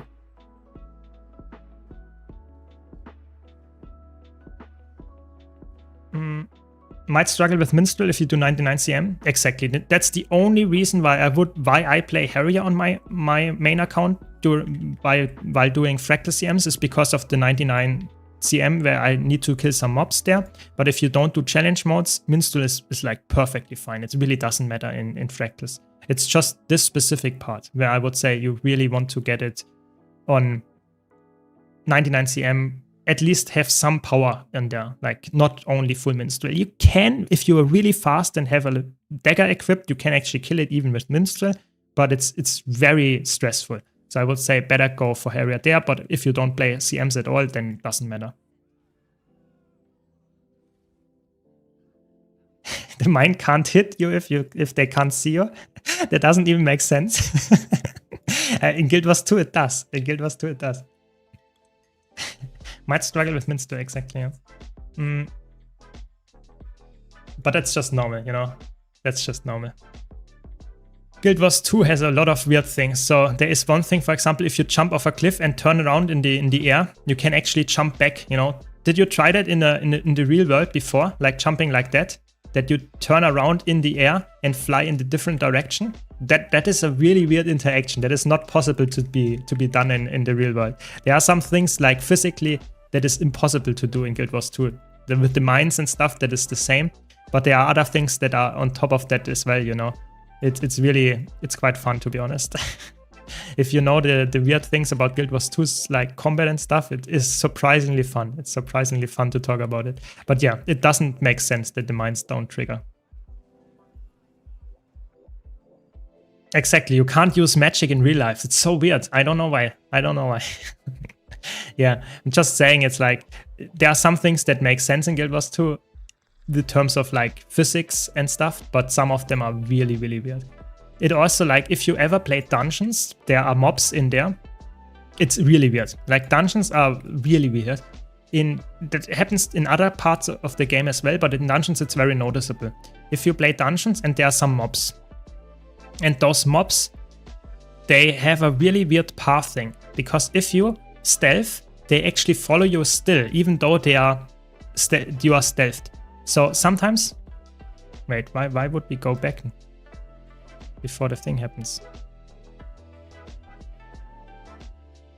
I guess we go back. Okay, yeah. So you have to. They move to a specific location. Even if you're stealth, they stop moving if they reach this specific location. So it's really weird how this interacts. So even if you're stealth, they know that you are there, and if you move to this position and they are waiting there, then they stop moving. But if you don't move there, even if you're stealth, then they continue moving around. It's really weird. There are some really weird interactions with stealth in Guild Wars 2, like crazy weird, I would say. You just have to live with it, I guess. So I want to see what we have to do today. Which one is it? We need 33. That's the one that we need. Okay. No one is there. That's sad. I guess let's do a PvP match then. We need to do a daily PvP match anyway. That's good. That's good. Yeah, exactly. We don't get any burn damage if you are Sylvari. That is true as well. Yeah.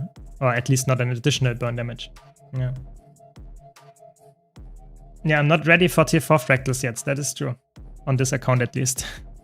But that was a fast Q pop. That was a very fast Q pop. That's good. IRL stealth after going to buy milk? Yes. Common problem. How is your party overview so small? There is a setting for that. Let me quickly change my ally settings as well. You can change the ally settings there. If you go, I will show that later. You can just say, I want to make it smaller. This makes it, for me as a veteran, I don't want to see the faces of the ally characters because I just want to have a small fraction of the screen cluttered like that. But this is a setting where you can change to a small party window or something that's called. It's very just the party where you can leave the party up there for me. You can also change how the party size looks. And there might be also a setting here. I'm not sure. Let's check. Maybe you can check it here from the settings as well. But I know for sure that it works with this part on top here. Yeah, here, simple party UI. That's it. Simplifies the party UI to show minimal information. That's it. So if you press this, you get the small one. If you make it like bigger, you see it in PvP. It's no change. But in PvE, you see the whole faces. Here, I like to have that just to see it a little bit better. Good. Hope that helps you. Yeah, that's the answer to your question, hopefully. This is not a... there are no real modules that change the settings of the game. It's more like that, like for example, Blizzard is just an overlay. It's just... That's why Blizzard can't change the settings, but you can, for example, use the mount wheel and get a faster keybind access or something, but it's just an overlay. Guild Wars 2 itself does not have any settings changes with Blizzard. Are there any rules for your 0 to hero run, like no boosting through content or donations for items or whatever? Yes. So I really want to farm everything myself. I could, of course, donate everything from my main account and instantly craft the legendary. No, I want to do everything here on my own. I want to do stuff that is accessible to a new player as well. So I don't want to say, okay, this is my second account. I know what I'm doing. You should like just say, okay, this is the correct kill proof. I can join a Fractal CM group. No, I want to do everything on this main account as a new player would be able to do as well. That doesn't mean I will be as slow as a new player because a new player doesn't know the game that well, but it means that I will maybe not be the most like, I think we can we get the rest here? No. Okay. That was not good. Let's focus on the game for a second. This guy is dead. Very good. That's again an unranked match that is like very, very hard to carry, to be honest. Let's leave this guy for dead here and get some corrupt going. This guy, maybe we can get the kill. We have to be a little bit careful with the guard here racing. Yes. So it's a little bit mean in an unranked to let them bleed, but what can I say? You know, it's like I want to win this match. So we're capping S3 apparently. Okay.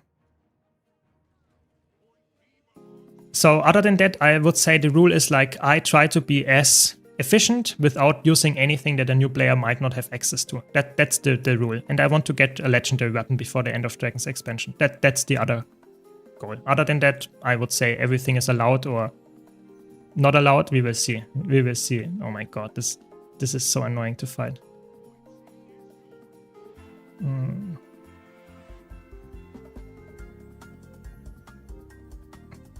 This is so annoying. I mean, oh my god, and of course he has the trap on point. What did I expect?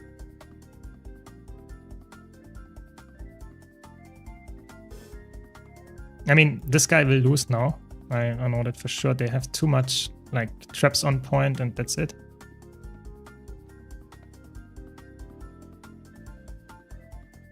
Okay, we got the decap. And we wait. Oh my god, another one approaches. Okay, we got the interrupt. Wait, CC chaining, nice. Get the corrupt. Get another dodge. Yes, we got a kill, that's good.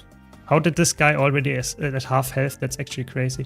Get the interrupt again, nice. 1v2, very good. Now we let them bleed here and hopefully this will carry the match.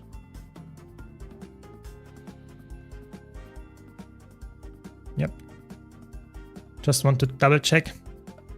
Yep, that's good. That was necessary. Otherwise, we might have lost that one. Yeah, exactly. Of course, a new player might be worse at the game than I am, but I think that's like the whole reason why I do a 0-2 hero challenge, so I can actually teach new players how to play the game and what is good to get, what is not good to get, that stuff. Yeah, but definitely you're right. A new player might take way longer to get the same stuff that you would expect a veteran. Oh my god, that was an instant LXAS. What? That was an instant invulnerability. I'm not sure if that's like on purpose or if that was a misclick. No, the CC chaining is killing this guy. Corrupting, CCing. Very good. Oh, they are all at far. No. How many are at far? Not that many. I think I will leave here. This guy is on top there. No, where are they? Okay, interesting. Very interesting. I think we should go mid. Is this unranked? Yes, this is unranked. And I mean, this is on my CO2 account. I don't have access to ranked right now. There is a very low health target. That's good. Nice, we got the corrupt.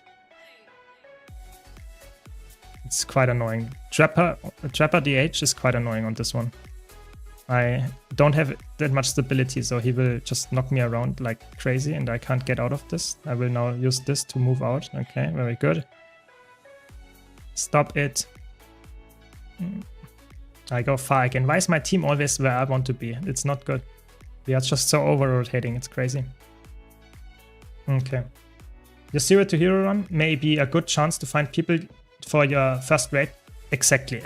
That's good. That's a good point. Like finding new players that want to go into raids and stuff on a 0 to hero is a perfect chance for that. That's a good point. I have a pretty variety build for PvP damage. Is same as healing, but I don't want to do PvP 24/7. Yeah, PvP is like, there are so many. You can check out my YouTube channel for good builds that have good bruiser stats and stuff. But I would say PvP is always like, even if you play a meta build, you might not win. Even if you play against a very bad build, because the thing is, it's all about skill. Guild Wars 2 is very skill-based, like very, very skill-based in PvP. So if you play the best meta build and you play against a very, very bad build, just a very good player, you will still lose. Like, this is how it works. Oh my god, I got Moat.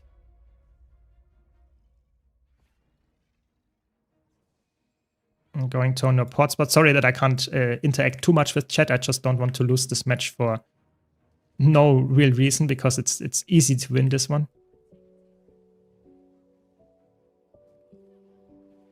Okay. This guy's, I guess, disengaging.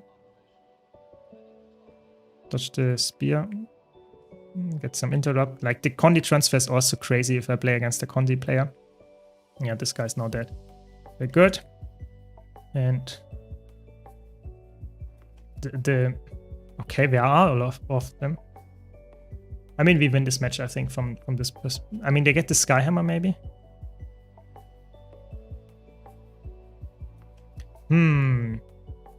If there's someone on respawn, I have to stay here.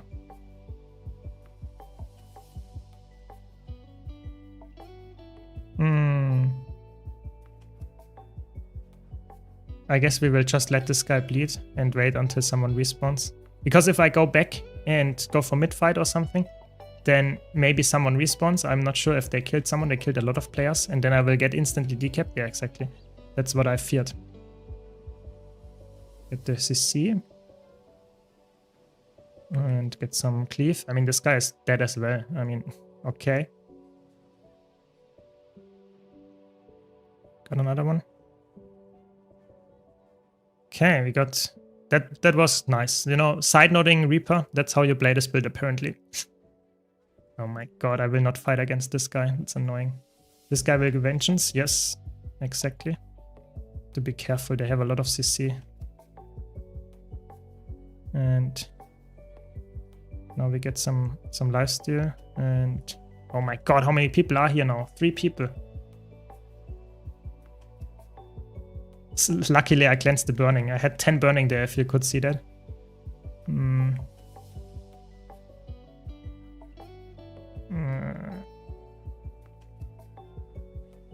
I really want to transfer the burning here, if I can. Nice, a lot of transfers, very good. A lot of damage. I think we kill this guy now.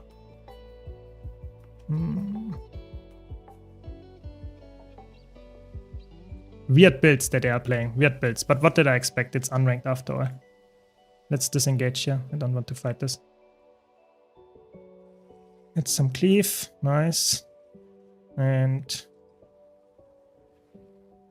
the corrupt. Nice, we got the transfer. No, we have the poison on us. It's not good. Okay, we survived. That was close, but we was like, look at this, you know, top stats, and I got a key as well. Like, I had all the top stats, top player healing, top player damage, you know, that's just unranked in a nutshell. That's why I say I'm playing a good build, not the best build, but a good build, and I'm playing decently well, and then you can carry the match. That's PvP in a nutshell, yeah. Could have played that way better, by the way. Okay.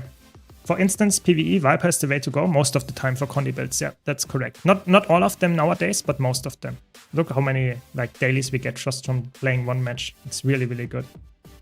And we got a key. So we can open one more chest, I guess. And if we feel lucky, we get some good loot there. Probably nothing good, but we could. So let's put it in the bank, I guess. On the other character, I think I have some chests. There's the legendary starter kit, of course. That's what we want as well. We have some Dawn and stuff. Very good. And maybe we find some strike missions right now. We could do some strike missions, to be honest. Yeah, let's do some strike missions. Very good. What exotic and accessories like backpacks and rings do you recommend for Condi Mirage? Full Viper. Like we mentioned here in chat already, full Viper is the best that you can get. There are some others that you could go for, but Viper is the best for Condi Mirage. Yes. Do you need legendary or ascended gear to proceed, or just exotic and currently training support Revenant? Yeah, you can play with full exotic gear in like 99% of the content. It's really just playing the build that is correct, and playing full exotic will get you everywhere except in fractals. Fractals, high level fractals, you need ascended gear. That's it. You need ascended gear. I guess I can join and say I'm elect DPS. That's what I want. Yeah, and let's read a bit more in chat here. Guild Wars 2 is way better, to be honest. I feel like more confident fights here than in Throne of Liberty. Yeah, I would say Guild Wars 2 PvP is probably, in my opinion, the best PvP in all MMOs, but it is also very skillful. So that means that if you fight against a player that is better than you, you will lose 100% of the time, like always. Yes, you could get like incredibly lucky, but most of the time you will lose. That is like really, really the case. And that's something that can be frustrating for a new player, because you will fight because of the lower player base in PvP. You will, from now and then, fight against a really good player. You will lose because of that. And that can feel frustrating. But if you take it like with the mindset of saying, I want to improve at this, I want to get better, then you actually have a good chance of getting it done at some point and getting better at it as well. Yeah. But you have to upgrade to Ascended eventually. I would say you don't have to. You know, it would be, of course, recommended because it's the highest gear stat and it's not hard to acquire at all. But you can actually play full exotic in every single part of the game except fractals if you wanted to. You could clear all the raids in full exotic gear. No problem. Yeah. There is a reward track that gives you Blackline keys. It's in PvP, specifically those jungle, rabbit, all the rank rewards. You can only do them once. So I will get the jungle rabbit one, I will get the jungle dragon one, or whatever.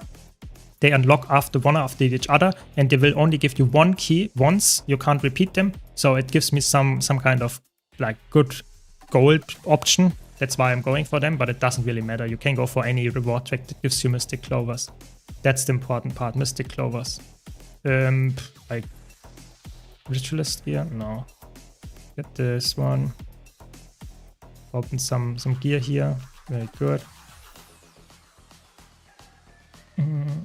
That's the thing. Some new Guild Wars 2 players who are MMO veterans don't understand. They think because they were good in another MMO, they will own PvP veterans in Guild Wars 2. If they don't, they start moaning and find excuses. Yeah, Guild Wars 2, you have to, that's the thing. Even if you're like the best player in another MMO in PvP, you will not be good at Guild Wars 2 PvP. Guild Wars 2 PvP is very special. I would even go as far and would say, even if you're really good in Guild Wars 2 PvE, like getting the perfect benchmark on a, I don't know, Dragon Hunter in PvE, that might be that you are still in gold in PvP, because it's a completely different mindset, completely different thing that you have to understand.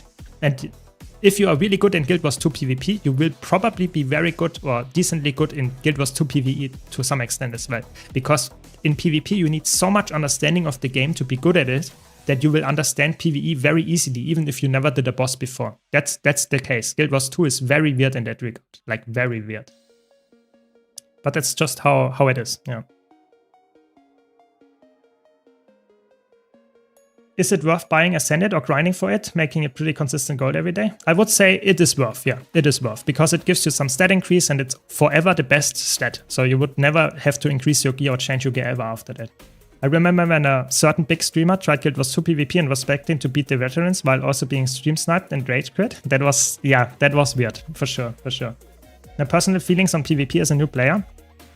Your team defines how you will feel about PvP. Yeah, that is true. Guild Wars 2 PvP with the low player base definitely is something that can be really frustrating if you have a bad matchmaking currently, but can be really fun if you got a good matchmaking. It's like rolling dice to some extent. And it's very sad, to be honest, that it is like that, but it's just sadly the case. You will not be able to change that too much, sadly. At least not as a single player. Sadly not, yeah. Is it skill in PvP or knowledge or a mix of both? So I would say you need some knowledge to get enough skill to win. So what do I mean by that?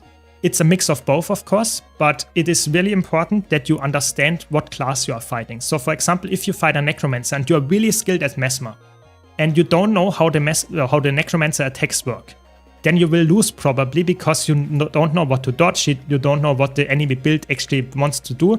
So stuff like that is definitely something that you have to consider. But it's also very skill-based. So for example, if you know all the attacks, what they do, but you can't perform well because you might not know or might not get the combos down, you don't know how to kite, so going to no port spots, going out of enemies like attacks and stuff. If you don't know any of that, then you will at some point also not be able to progress and get higher levels in ranked and rating and stuff. So it's a mix of both, as usual. But I would say you can only get to a certain skill level if you have high enough knowledge. I hope that makes sense. Exactly. You need to know about the roles in PvP. You need to know about the different classes and builds. That comes with time, you know. You have to just be patient and just play more and you will learn all of that. But it's definitely something that you have to consider. It's not something that you say, I will be very skilled at this game without reading any skill descriptions. That's not how it works. Exactly. You need knowledge about the skills, how long their cast times are, how they feel, what typical combos are, all that stuff. You need to have that comes with time. Nice, we got an exotic. Very good. Could have been a precursor. Always, when you get any exotic drop from a mob, it could have been a precursor. That's how it goes. I agree that PvP is the best in Guild Wars over other MMOs, but I wish it didn't lag while playing in Australia. I mean, that is painful, yeah. In Australia, a lot of stuff is like high ping, of course, in Guild Wars 2, and that's somewhat sad for sure. But I mean, sadly, as long as we don't get any servers in the east, like in Australia or like maybe even in Asia, you will not have better ping. That's sadly the truth. Yeah, I think some classes struggle more with higher ping than others, like Mesmer and Thief struggle way more, but it's definitely still noticeable. Even on classes that don't have that high of a ping issue, you will probably still suffer quite a bit if you don't have the highest latency, the best latency. Yeah. Sounds rewarding and something right in my alley. Yeah, I personally think that's really sad that a lot of players don't know that Guild Wars 2 PvP is that good. I think a lot of players that are new to the game never try it, but PvP you should try at least once and see how it is, because I personally think it is a really, really good game mode. No, I got kept. Yeah, but it's not for everyone. I can definitely say that for sure as well. But if you are into some kind of stuff like improving and trying to get better without having the necessity of getting better gear, like Guild Wars 2 PvP is completely equalized. So it is only skill based. Nothing else matters, like only. So that means that if you are willing to put in the effort and learn stuff and trying to improve without always being like, oh, I lost, I don't want to play this anymore. No, you lost and you try to get better at it. You want to get more in the future. You want to get higher in the rating and stuff like that. Then it's a really, really good game mode for that. But I know that's not for everyone. I know a lot of people play Guild Wars 2 because they like to play an MMO that is somewhat casual friendly and open world friendly, and then you, of course, you don't have to play PvP, because that's definitely not it. It's definitely not casual friendly in that regard if you want to get better. But it can be very casual friendly as well. That's the cool part. You don't have to have the mindset of getting better. You can still have fun in it, but don't expect to win every single match because you carried it, because if you only have the fun mindset, that will not get you wins. It will have some fun, don't get me wrong. I play Guild Wars 2 PvP for fun as well, but it will not yield you the most amount of wins. Yeah. Yeah, servers might be empty with the Australian servers. That might be true. I don't know. That's why they probably haven't done it yet.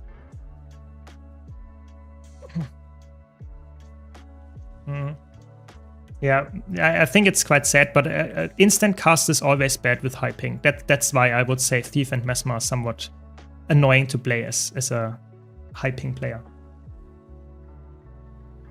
Personally, not big a fan of SPVP. I prefer World vs. World, Zerg mostly. Yeah, I think that's a very unique selling point of Guild Wars 2, that you have this as an option, like open world PvP that is like somewhat casual friendly as well. I definitely understand why people like that as well. It's more to the open world content of Guild Wars 2 and PvE for sure. I get frustrated when doing 101s and I'm not that great with my boomer hands. That's okay, you know, that's the cool part. Not every single game mode of Guild Wars 2 has to be for you, because there are so many others that you could easily play. That's what I like about this game. You know, I play all of the game modes, but I can totally understand if you don't play some of them. Definitely. Yeah, exactly. Guild Wars 2 can be both. That's the very good selling point of it. What do you think is the most impactful role for solo queue PvP? If you don't mind being like in some matches where you just straight up lose, then I would say support. Support is extremely strong. Why is that? Because support is typically not played. And support, if you have one support in the team, you will have an advantage in like most maps and most matchups.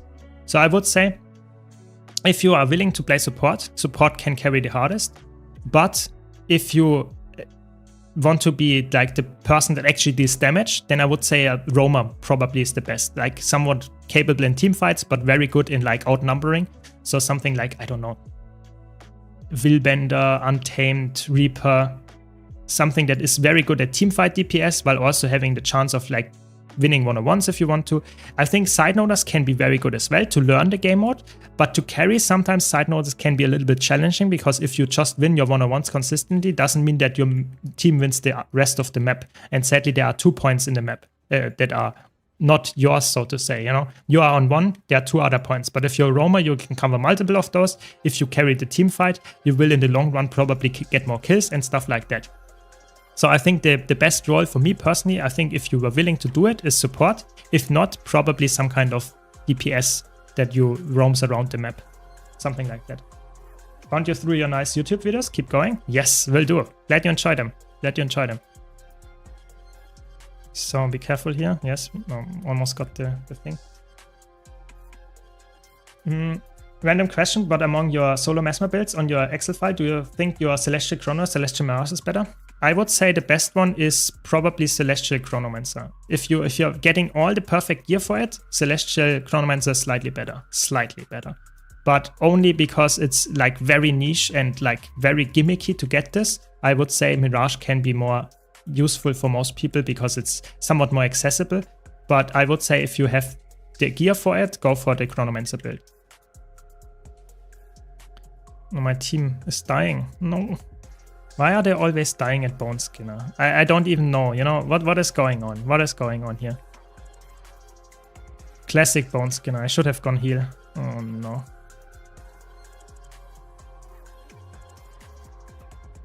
It's okay. It's okay. We have at least one party still being alive. Classic Bone Skinner. Does Revenant have a PvP support? You could play Vindicator as a support, but it's not really a meta pick. I would not recommend it, to be honest. So I would say no, not really, sadly. Okay, let's be careful here. Yep, I thought this attack might happen next. Do we get gold? Yeah, we still get gold. We still have a minute for the last 10%. And we have still one healer alive, so that's good enough. And there you go, we did it, finally. Let's answer some more questions. I don't play Action Cam at all in Guild Wars 2. I know it exists. I know some people like it. I don't like it at all. I don't play. I'm not saying it's bad. If you are someone that enjoys this kind of like Action Cam mode, go for it. I personally just I really dislike this feature, or not dislike it, but I can't get used to it. So that's why I don't use it. Yeah, but if you are willing to use it, it's really good for you then. Yeah. As a pure PvE player that really dislikes MMORPG PvP modes, the necessity to do world versus world to craft the legendaries is kind of annoying, but otherwise the variety is very good. Yeah, I agree. I think that you are forced to get the Gift of Battle in world versus world has positives because you try it out as a new player and maybe you will like it, but for a veteran that knows I don't like competitive modes at all, then it can be very annoying, for sure. And I think maybe they will change it, and maybe not, but it's definitely a point of criticism for sure. Yeah. What I would like them to change is forced content. Some people don't want to play world versus world. Yeah, I think forced content, if you had at least 2 options, you know, how to get Gift of Battle, yeah? Make it so that you can get Gift of Battle in 2 different ways. And one of them would be world versus world, another one would be something else. Why not, you know, why not? But who knows what they are doing. Is the alacrity in world versus world only for your self-application? You can't apply alacrity in world versus world because there's no skill anymore that applies alacrity to allies, with one exception. Harbinger Elite skill gives it for a few seconds, but other than that, there's no alacrity that you can provide to your allies. You can get it for yourself, but it's not supposed to be shared. They really want to have a gameplay that is not focused on alacrity that much. That's just how they balanced it right now. Is Black Doctor Spectre any good in PvP? So in PvP you can't play Black Doctor. Black Doctor, it doesn't exist as a PvP stat, but if you mean in world versus world, I would say it's playable, but it's not the best choice. There are better ones there. So it's more a PvE stat, typically. It's more of a PvE stat. I think Ritualist gear is great on Spectre. Yeah, Ritualist gear is really good on Spectre. Viper, Celestial, all of that gear is really good. Black Doctor is also very good in PvE, but in competitive mode, Black Doctor is not a real stat, to be honest. No one uses that. As a new player, how do you start making gold from doing fractals? So just play fractals and you get some loot there, and trying to increase the fractal level that you can do that. And then you will get those fractal keys from the dailies, and you will get fractal encryption boxes from the weeklies, or not from the weeklies, from just the daily fractal chests that you will open, all the fractal chests for that matter. And then you can use them, like consume them. If you have a key, you use the double click it. I can't do that here in this instance, but yeah. And then you get just some random trash, some trophies, and those trophies you can sell to a vendor, and you get liquid gold out of that. Just some gold that you get from those chests. So that's the main gold that you can get from fractals. Just some keys that you need to get from the dailies, like tier 1 dailies, tier 2 dailies, all of those good stuff. And then you get the chests and open the chests. The chests you will just get passively from completing any fractal, even if it's not daily. So this is how you get access to gold in fractals. That's the main part. There are some other ways, but this is the biggest chunk of gold that you get. You should keep the boxes until you have them on mastery. Exactly. There is this mastery in central tier. I already got it. Recursive resourcing. That will increase how much loot you get out of the fractal encryption boxes. So you should keep all your chests until you have this mastery. If you already have it, perfect, then you can open all the chests. You just get more gold out of them. It's just straight up the best thing to do. What strategy are you using for this account to get Mystic Clovers? So the funny thing is I already have like 37 or something because I had got some achievements from Icefruit Saga strike missions. You just do them for the first time and you get some nice Mystic Clovers there. Other than that, Astral Acclaim is very useful to get it from the Wizard's Vault. Oh, I have to be careful here. Yeah, Wizard's Vault is really good for that. And what else? Oh, that was a very fast of this spin attack set. Now we will not get gold. That's okay. And other than that, I tried to get it from reward tracks from PvP and World vs. World, because they also give some nice ones on top of that. That can be very helpful. And other than that, it's if I don't have anything else left to do, then I would probably say I will use the Mystic Forge or vendors. If I have access to vendors, I will use the vendors, because there is a weekly vendor for each game mode where you can get some Mystic Clovers for guaranteed. But right now I'm like focusing on getting it from the Wizard's Vault and getting it from the reward tracks, because that's very easily accessible for me.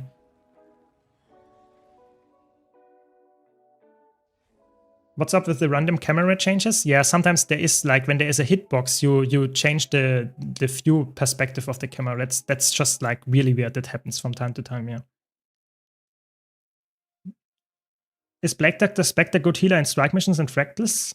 I would say if you want to go for full healer, it's better to go Harrier or Minstrel, but in like 90% of the cases, Black Doctor is actually good enough. Like, I'm not joking. It's Black Doctor does more damage, and in most cases, it's actually surprisingly good to have this as a healer even, yeah. That is true, that is true. So Black Doctor can be a very, very good option for Spectre. Like, very, very good. In PvE, that is, yeah. And crafting, or like putting it in the Mystic Forge, is the last option for the Mystic Clovers. I will do that if I like have only Mystic Clovers left. Then I will craft it. If I have nothing else left, then I will craft the Mystic Clovers in the Mystic Forge. But if I can get, like, I can get 20 from here, I already have 37, so I'm at 57 then. So I need 20 more, and those 20 more I can get from reward tracks or getting from like vendors in PvE, and then I'm like good. Then I don't need to craft, because the crafting process costs gold, obviously, and I don't want to spend unnecessary gold. Do you think Black Doctor is better than Celestial for Heal Spectre? It depends on what kind of role you want to fill. I would say it can be better, but not in all cases. I personally think if you need a crazy healer, then go for full Minstrel or full Harrier. If you need or don't need that much healing, which is in most cases the case, then you can go for Celestial or Black Doctor. I think Black Doctor is potential higher damage, but more gimmicky if you need more healing, or if you don't want to be the tank, or if you want to be the tank and stuff like that. So I personally would say, because Celestial, especially Exotic, is very easily accessible because you can get it from the level 80 boost, I would say the best option is going for Celestial if you already have it. But if you want to really min-max, getting some Black Doctor might be even better, yeah, in some situations. But I think it's minimal, the difference. It really doesn't really matter too much, because you're after all still the healer. You know, min-maxing like 500 more DPS or something, who cares? Yeah, that's really not your job. You just want to have your party survive, have all the boons up, and that's very easy to do with Celestial as well. That's why I would say that. Exactly. But the barrier also scales with healing, so that's the cool part. So if you have a lot of healing power, then the barrier scales with that as well. So that's why I always recommend going for some kind of like high healing power on a Spectre, at least if you are supporting, because then you will also increase the barrier amount that you provide to your allies. So barrier is, like you can see here, just something that you provide on top of the normal health, and it scales with the healing power. So if you have high healing power, you provide more barrier, but it also, and that's the weird part, it scales with the vitality of the person that you apply it to. So if the person has high vitality, they can have more maximum barrier than a person that has very low barrier, very low vitality. So that's why those two stats scale, so to say, with barrier, or barrier scales with those two stats. Always happy to answer, don't worry. If you have any questions, just ask. Just ask.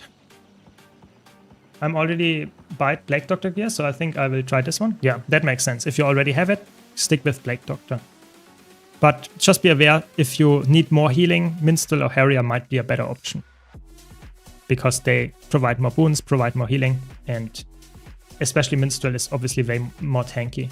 That might be in the long run even better. Very good, we did it. So we can now leave this group, and I can open the weekly chest. Very good. That means we can also, yeah, 120. And with the weekly chest, I think we should get enough to open, yeah, 19. Very good. And I think we have enough to get the next thing. No, 5. Oh my god, we're missing 5 to buy it. Oh my god. Oh my god, I thought we could have bought another Ascended Armor piece. No, 5 profit shards. That's insane. It's okay, then we will get it next time. That's how it goes. That's how it goes. So let's clean up the inventory a bit here. And then we continue a bit.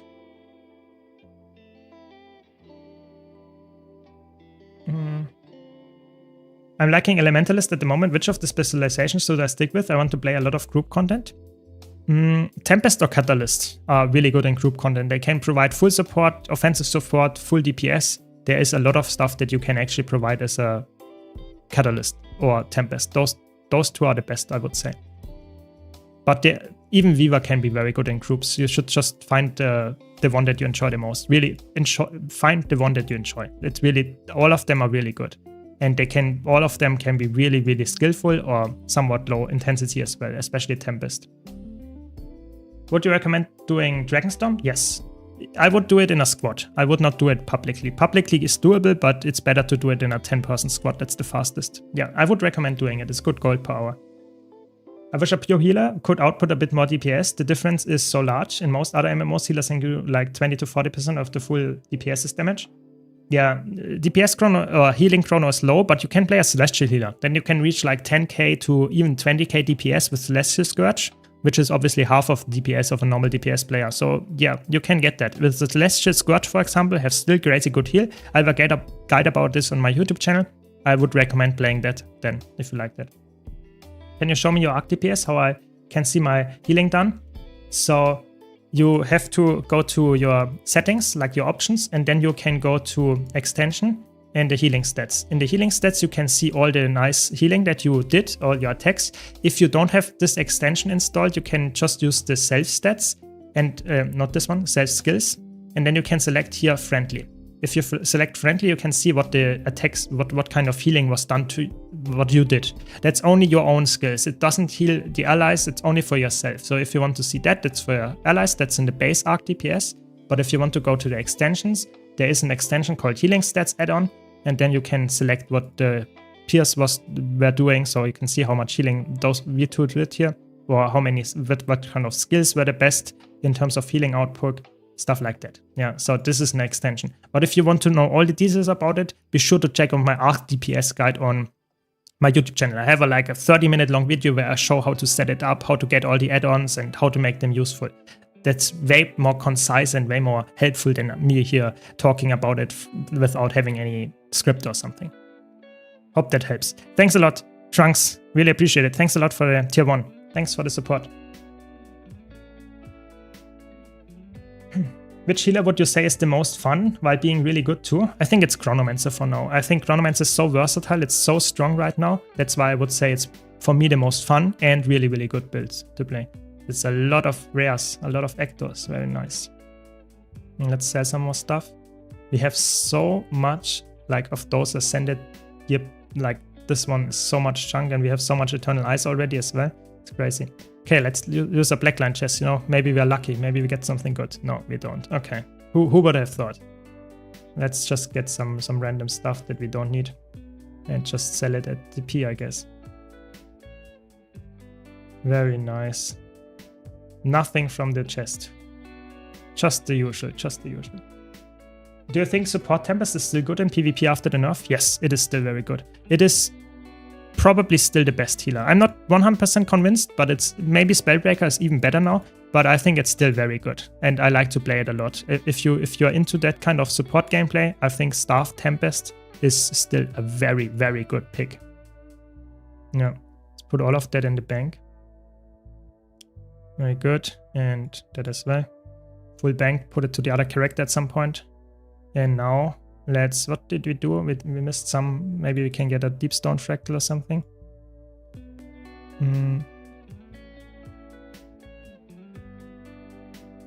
I think that is good. We want to join that one. Very good. We did get some. Very good, very good.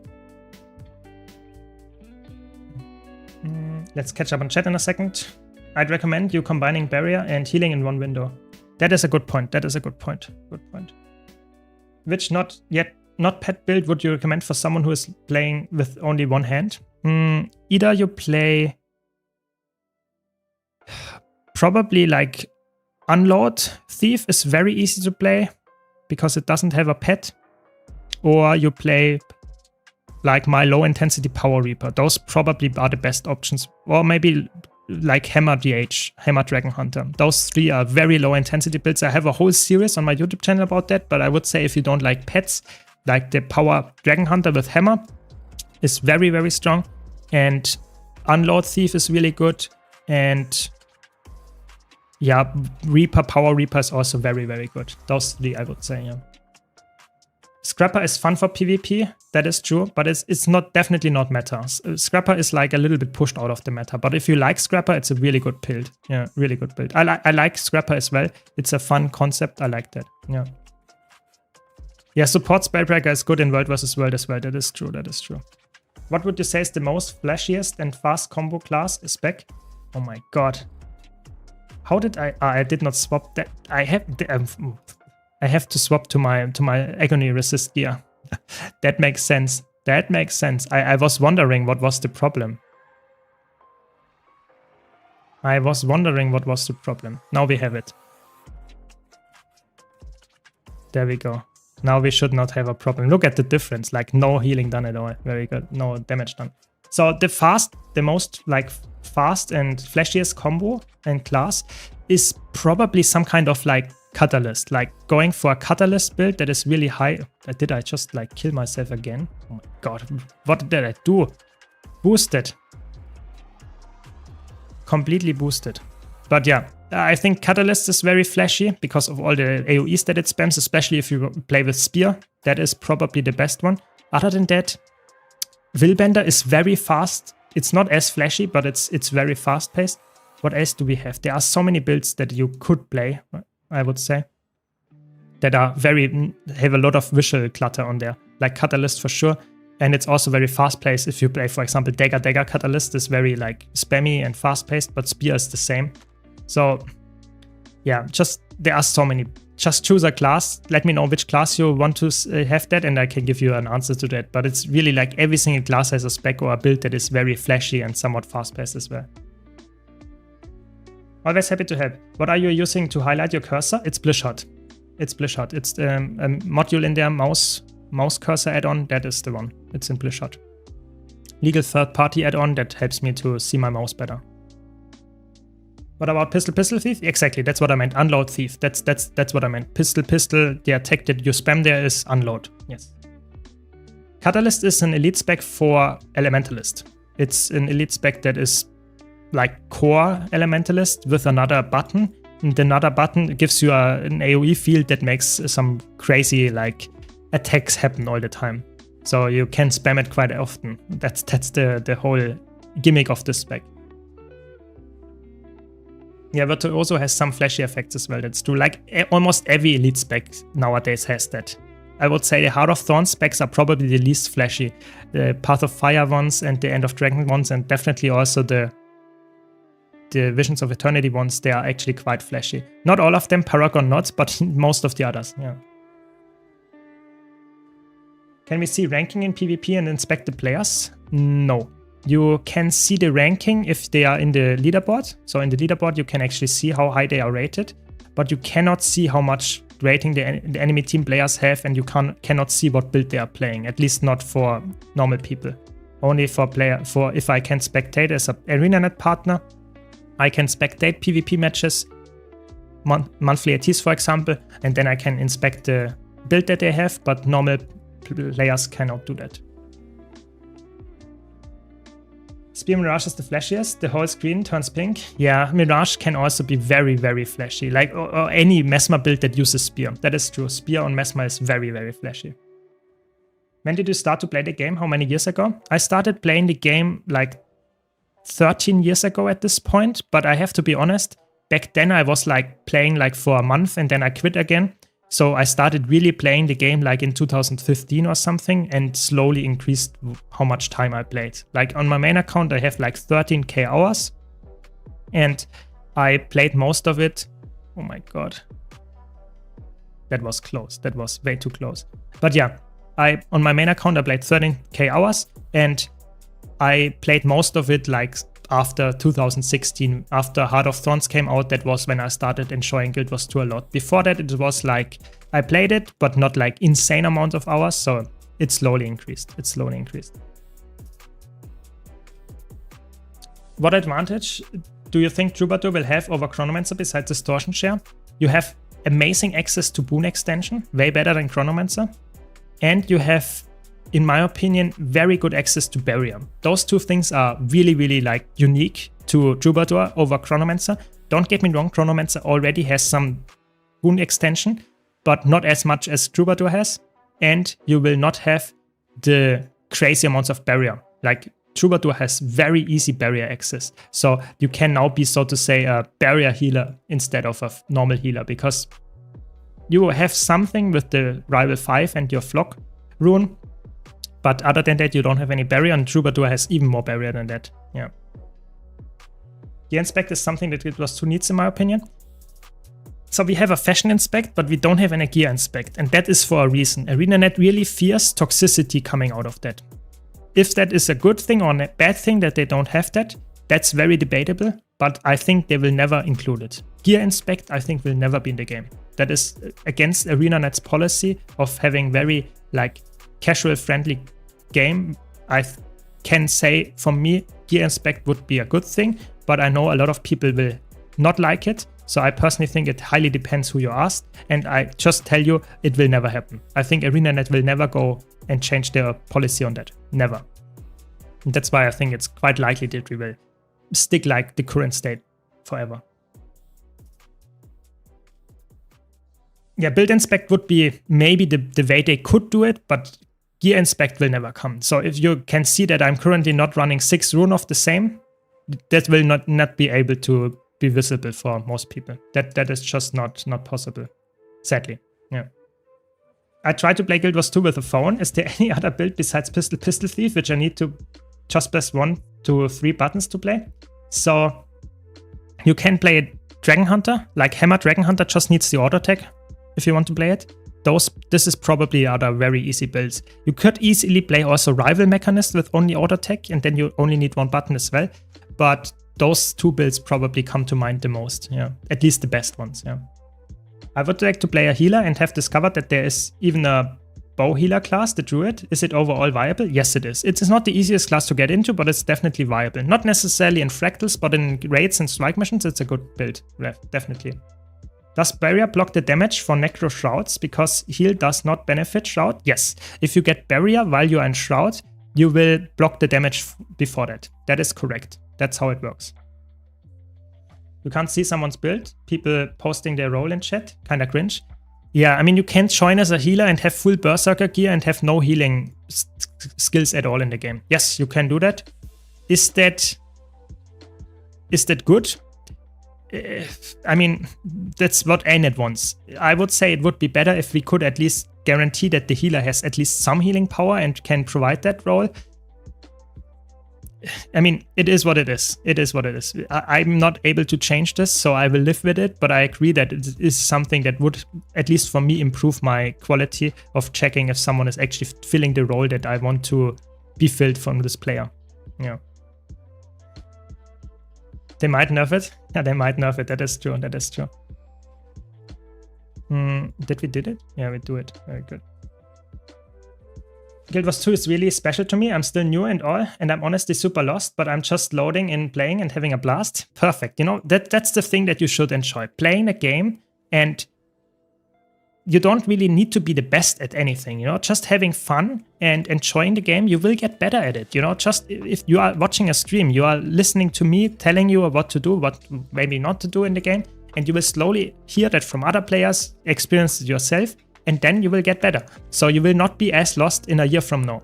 Yeah, you might still not know everything. You know, I don't even know everything about the game. That's completely normal. So just enjoy the game, enjoy the ride, and that's what you need to do. And I think that's very good. And Guild Wars 2 does a very good job of that. There are so many ways to enjoy it. You don't need to know everything about the game to enjoy the game. And that's really good. And I think that hopefully stays with the next expansion as well. We need to have a fun game for new players and veterans alike that is not requiring you to be very knowledgeable to have fun. And I think Guild Wars 2 does a very good job of that. Been watching your videos for a while. How do you feel about Daredevil versus Deadeye for tier 4 CMs? Need to Guild Wars 2 having... Yeah, I would say Deadeye is not a good pick for Fractals. I think, to be honest, I think it's always better to go for Daredevil.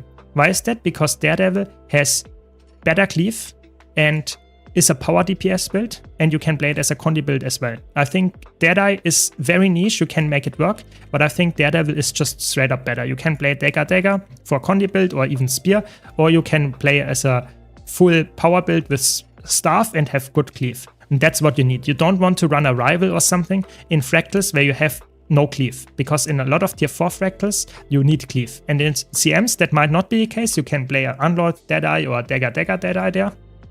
But as soon as you go to normal tier 4 Fractals, I would recommend playing something that is actually having some cleave and their Staff Daredevil comes in. So I would say for me personally, Daredevil is a better choice. Said the guild was too horrible at teaching new players. Good thing is the community is almost aggressively trying to help new people. Yeah, aggressively trying to help them. Yeah, like standing in the new zone, in the starting zone, and like saying, who needs back slots? Yeah, stuff like that. Yeah, I know people do that, and that's really cool.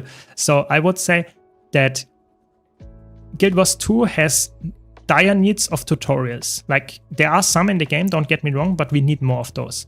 So that would be improving the game a lot. Hopefully it comes with some kind of core feature update. But I think, for example, the quick play feature that they just added is amazing, because it will bring people into content that they might not have known about, that they don't want to engage with or they don't care, but they then get into it and actually notice how good it is. But yeah, really, really good, I would say. More tutorials, that's what we need. Why did they target me? What did I do wrong? Interesting.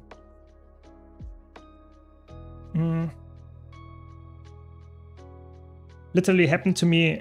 Some guy just asked me if I need some more 18 space bags. Yeah, exactly. I mean, that's why I mentioned it. It's actually people stand in the starting zones and spend some money to provide some gold or some space, inventory space for new players. And I think that's such a nice thing.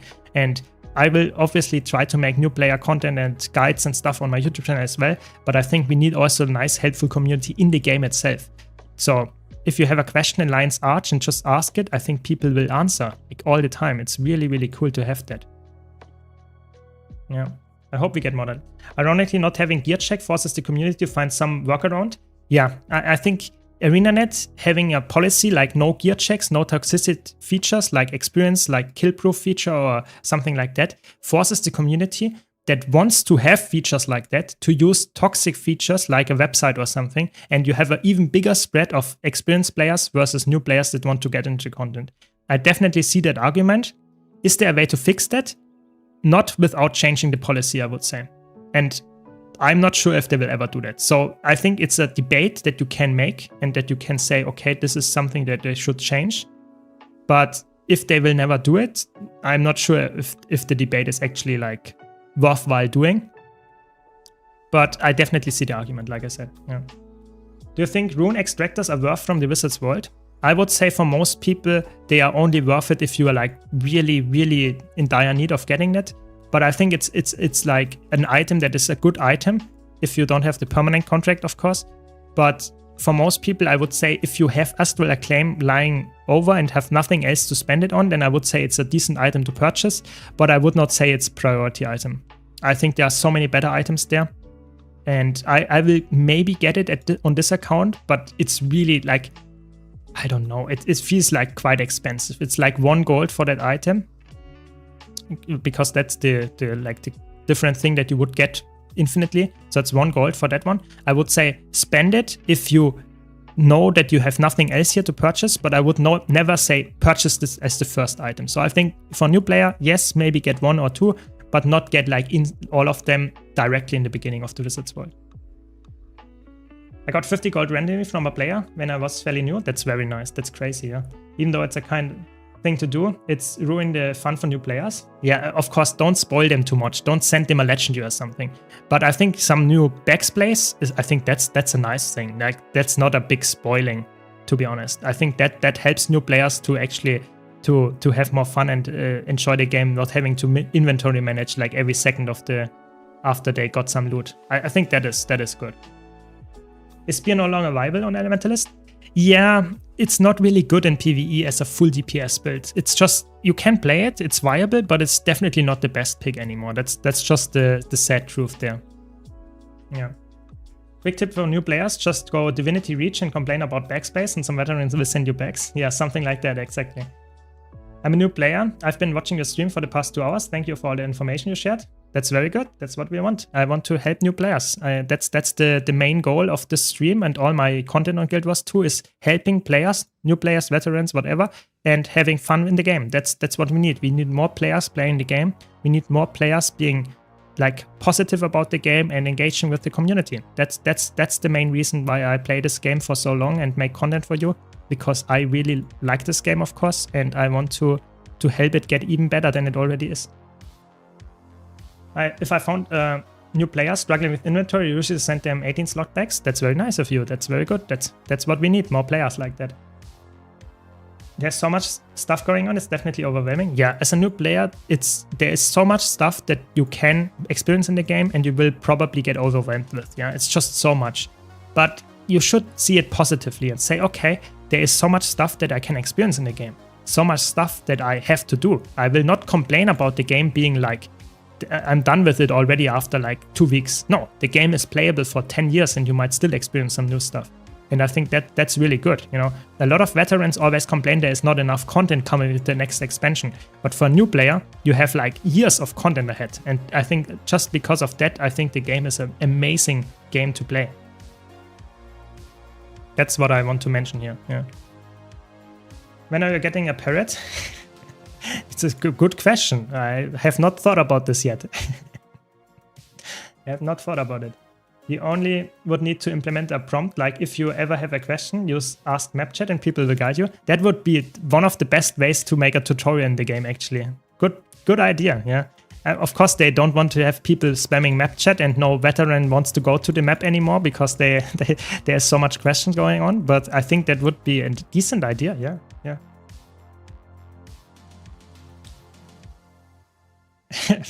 32 slot bags. Yes, so the sad part is like bags in Guild Wars 2 up to 18 slot bags are not that expensive, but as soon as you go higher than 20 they actually get quite expensive, which is you have to be really careful there. So for example, I have on my main account some quite a lot of 32 slot bags, but it's insane gold value that you sink in those endeavor. So I would be careful if you're a new player, don't invest too much gold into bag slots.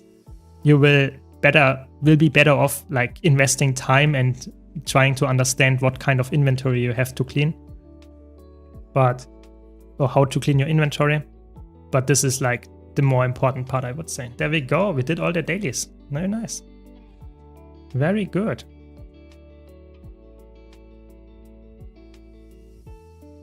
Yeah, you can get 2 for free. That is true. If you go for Vision at some point, you will get one or the other one trinket thing. Exactly. You will get 1 or 2 for free, which is obviously really nice, but you can't equip a full character for that. So you have to live with that. What kind of stats is this? Precision? That's actually Magi's. That's not too bad, but I already have a code, so I don't care. Let's salvage them. No Ectos. That's quite sad, to be honest. That's quite sad. Okay, there's another one. What is that? Rabbit. We don't need rabbit. Okay, cleaning the inventory a bit. No, we don't need that one. Very good. Some more stuff. We can open another 21 chests. Very good. Let's see what we get. Just some random loot. Very nice. Just some gold. Go to the vendor. You can see this is like, I'm getting quite nice gold that I can get here. Oh, there's another exotic berserker piece. We can't sell that one. Can we salvage that? Yep. Do we need that? Do we need berserker? Maybe we keep that. It's only level 78 now. Let's salvage it. We don't need that. Okay, we got nothing. So maybe we should have like not done it. Okay. So 85 gold almost. Very good. Making some progress. And we also have like the Chronomancer almost unlocked. Like 66% chance. 66% unlocked. That's good. We don't need to go full, to be honest. Sadly, this is a really good skill, so I guess we have to go here at least. So for now, let's do some more map exploration. I really want to get the map exploration done quite soon. We are already at 86%. Need which map? The Iron Marches map, and then we are done with the Ascalon ones, and we only need 12 more quests. 12 more quests. Very good. Still haven't really engaged with the whole crafting system. Don't worry too much. The crafting system in Guild Wars 2 is something that is good and worthwhile engaging with, but it's not like necessary at all. You can do it, but you don't need to do it. It will come at some point if you want to craft legendaries and stuff, but before that, it's not necessary. It's really not. It helps you getting some stuff, like cooking or getting some food or getting some ascended stuff crafted, yes, but it's not necessary by all means, I would say, in the beginning at least. Yeah, you can get some cheap 20 slot bags, but be careful, you know, don't waste too much gold on 20 slot bags as a new player, because you will probably have a lot of gold to spend on other things. And I would say oftentimes it's better to save some money and clean up your inventory with 18 slot bags instead of going for higher slot bags that are just not the perfect value that you need. Like it's a lot of gold that you spend to increase the inventory capacity, even though it's like not really required. What item can transfer from sitches from one to another? So it doesn't really transfer it. There is an item like we just talked about, the upgrade extractor. Here, where is it? This one.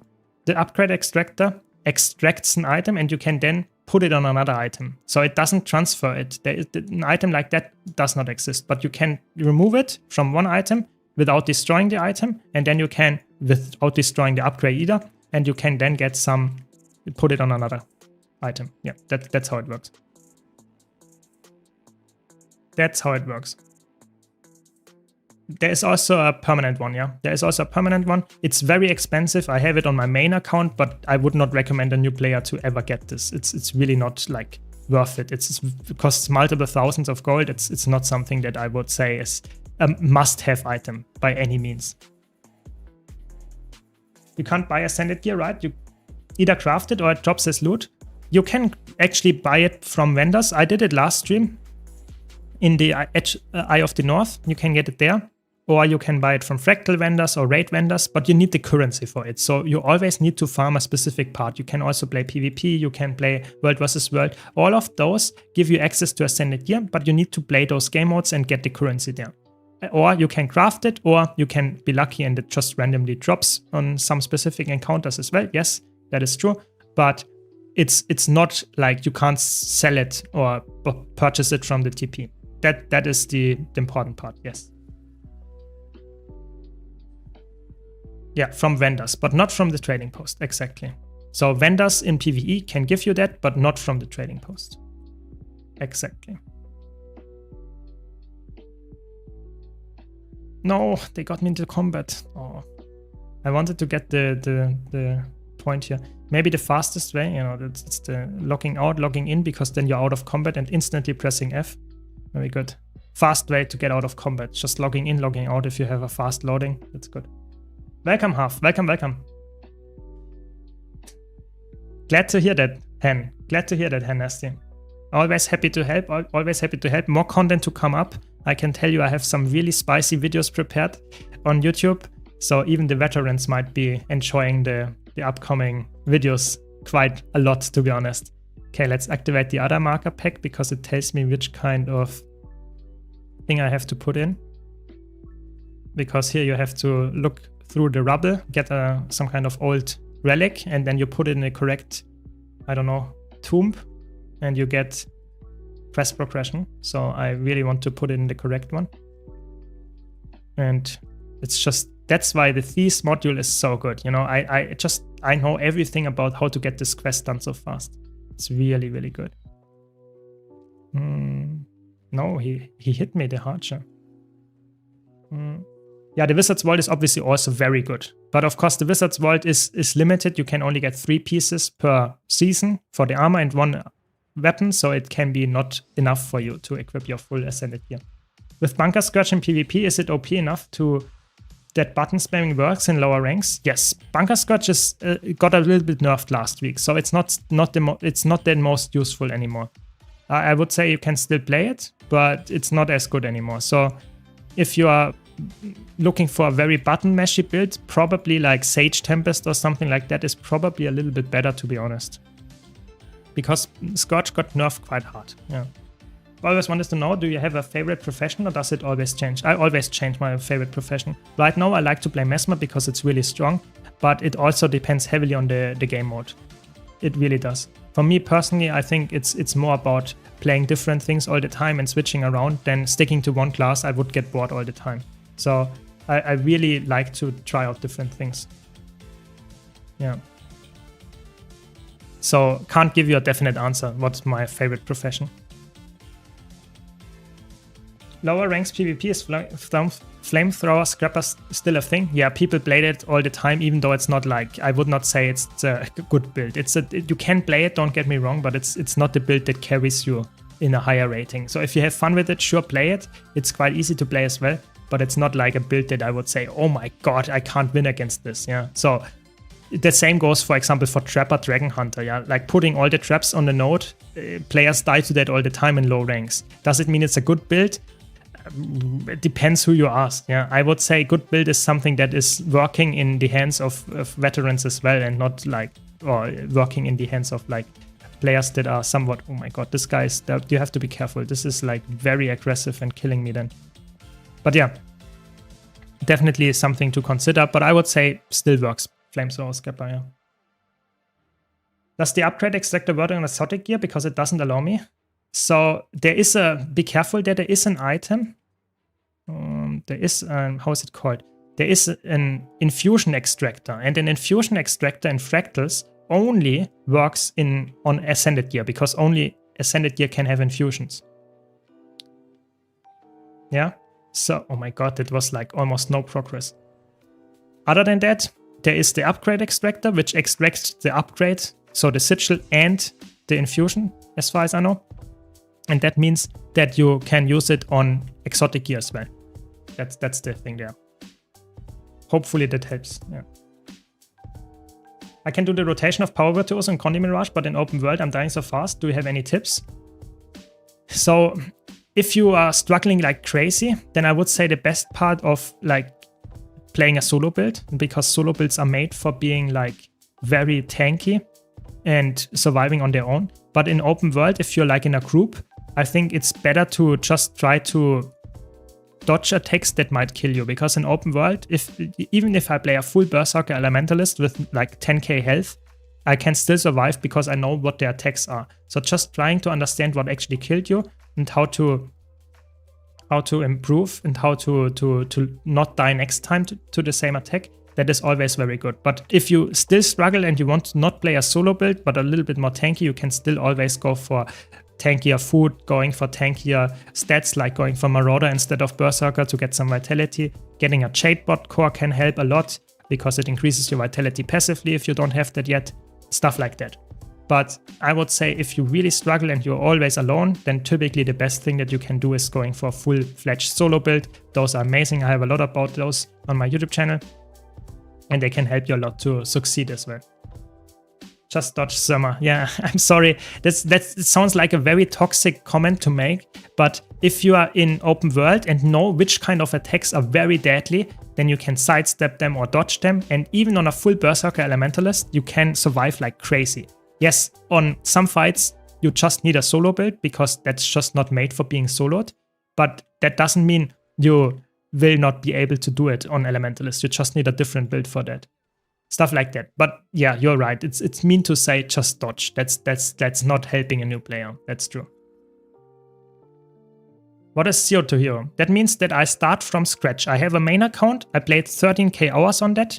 And I have now started my journey from scratch, new on a new account, and I just want to showcase and explain the game while I do the whole journey again. Like currently doing map completion to get my gift of exploration for the first legendary, which is the goal in this season of the CO2 Hero, where I want to get the one legendary weapon unlocked. That's the idea.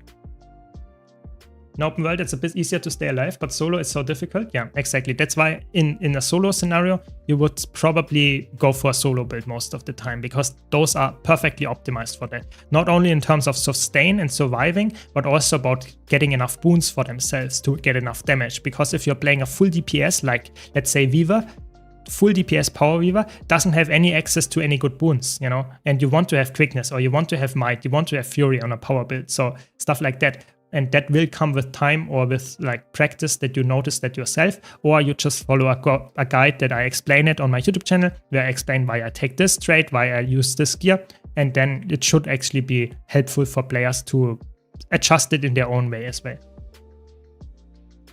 Yes, I have all the VODs on my YouTube channel in a specific tier list. Oh, not tier list, playlist. You can just go to my YouTube channel, it's in the description of the stream here, and then you can get all the VODs there. So this is day 12, and every single VOD before that is in the YouTube playlist. You can just watch it there and can binge watch like, I don't know, 20 hours of my stream and continue, like follow along in the journey here. Yes. Why is it not working? But yeah, that's definitely the goal of why I stream all the time of my journey here, because I want to make it accessible to players in the future as well. And oftentimes it's way better if you make it like in a decent way and not like do it off stream and make a video or something. All the VODs are available on YouTube. Yes. I'm from Germany, that's correct. Yeah. Sorry for my accent. I'm trying my best. Give me some more ore, please. Get some. This quest is weird. I'm just pressing F like crazy. That's the quest apparently. Glad you like my English, dude. What do you need to upgrade the Rune of Rebirth? So you cannot upgrade runes. That's not how it works. You have to either replace them or just continue using them. Guild Wars 2 doesn't have like an upgrade system in that regard. You can get a new one, like there is a minor one, a major one, and a superior rune. You will have to upgrade them. That's the whole thing. You cannot say this is, I can go from a minor one to a major one. That's not how it works. You have to get a new one. I'm sure you answered this before, but is there a specific pathing module that you're using? So I'm using for my normal pathing, I'm using the Taggets one because it gives me the barefoot option where I don't have to have the sky scale, for example. But if you have all the mounts, you would use the Thieves one. The Thieves one is by far the best one because it tells you, for example, like look here, what should I target? Which kind of enemy should I talk to or something to get the quest done the fastest? So it's by far the best one. But if you don't have mounts like I do, then I would use the Taggets one. That's what I'm currently using. Yep, that's it. Okay, let's deactivate it again. I don't want to have two pathing modules on. That will be too much for the eyes.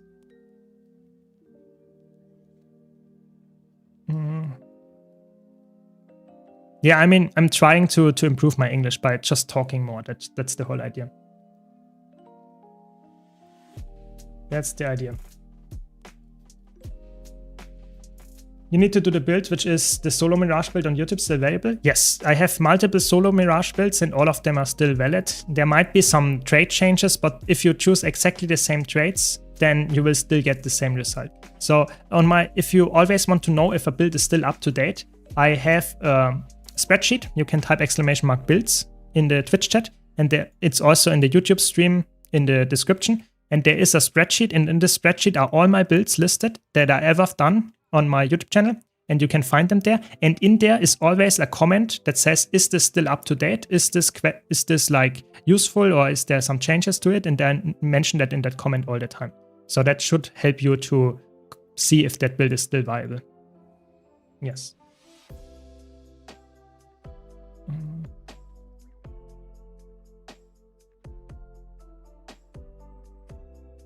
Yeah, there are some words that obviously as a not native speaker in English, you might have trouble. I have at least trouble to pronounce them. So I'm sorry if I butcher your name or if I butcher some words that you might not understand because of that, but I'm trying my best. And if you have some constructive feedback, I'm always happy to like hear that and try to improve. So not saying that I can guarantee that I will pronounce it correctly the next time, but if you have any feedback, I will try to implement that. Yeah, that's understandable. You know, native language is always easier than something that you learned after that. And some people struggle with other languages like English. Some people have an easier time. That's just how it goes. I would say just try to to improve, and then you will hopefully be understood. That's the main thing. Sounds very German. Okay, I mean, then I can't change that, I guess. I can't change that. Am I bad if I need like 500 toughness to tank hits from champion mob as an elementalist? No, not really. Elementalist is a class that is punished by its like light armor being like having very low base armor, while also having the lowest health pool in the game. So that means that you have the two squishy things coming together, and therefore it's like by far the squishiest class, like just by nature. So if you want to survive hits and you can't dodge them, as I mentioned earlier, just dodge, you know, then toughness helps. And 500 toughness, of course, is like something similar to like a 33% damage reduction. Oh yes, that helps a lot. If you can't survive without it, go for it. But I would say it's definitely like for meta builds and stuff, not typically in there, because it obviously decreases the amount of stats that you can put into damage or healing or whatever you want to do. So toughness is not necessarily the best thing to have on a PvE build, but in competitive modes, it's definitely something that is quite common. Yeah. Yeah, okay, you can also, of course, go for Knight's Trinkets or something like that, but I would always recommend you to slowly improve and go to the main, the real build that you should go for, and just try to understand the encounter or why you died, you know? Just not say, okay, I need to have higher toughness to survive. That is not necessarily the best thing to learn the game. Oftentimes it's way better if you would just say, okay, I died because of this attack, and next time I will dodge it, or next time I will sidestep it or something. But yeah, if for a healer, you can also go for full givers stats, and then you have like the same stats with healing power and concentration as Harrier, but you're way tankier. That can also be an option. That can also be an option, that is correct. Have you ever played on an NA server? Yes, I did. And I will also, after this zero to hero journey here is over, I will also try to play more in NA with my main account. So keep an eye out for that. Keep an eye out for it. I'm very glad that you understand me. I'm trying my best, and that's the most important part, that you understand me. Are raids in this game as hard as in WoW? No. Raids in Guild Wars 2 are somewhat easy. Yeah, they are 10-person content, and they are not hard in that sense, but they are harder than the open world. That's just a fact. That's why a lot of people in Guild Wars 2 don't play raids at all. They just play open world. But it's not hard to get into raids, I would say. Yeah. Blish is really good. Blish is really good, that's true.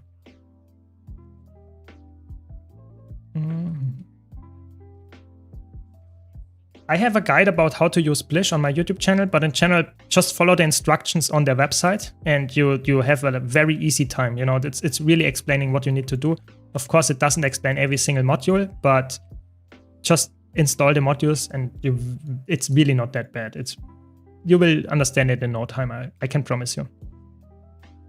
I would say the raids are normal heroic level in WoW. Yeah, exactly. It's not like insanely hard, but of course it's definitely not like self-clearing. You know, it's not open world in Guild Wars 2. A lot of the times is like it does like work on its own. Like if you don't understand what you're doing, it's almost like still getting done because someone else helps you, or it's just very easy. But in raids, you need, if you have 10 people that never raided before, you notice that you might not get the kill in the first hour. That happens. So raids are not like very easy, but nowadays with the feature creep and the power creep, I would say raids in Guild Wars 2, especially the easy ones, don't be scared to get into them. They are really not that bad. Especially if you have a veteran that can tell you how to do it, then it's really not scary. It's just like you have to understand that raids are made for 10 players, and to some extent are also made for players that want to have a little bit of a challenge. It's not about making like the unplayable. There are challenge modes there, or legendary challenge modes even, that are very challenging, but the normal modes are just for players that want to have a little bit of a challenge and a decent reward on top of that. And there are still players to this day that never played raids in Guild Wars 2, like never ever. So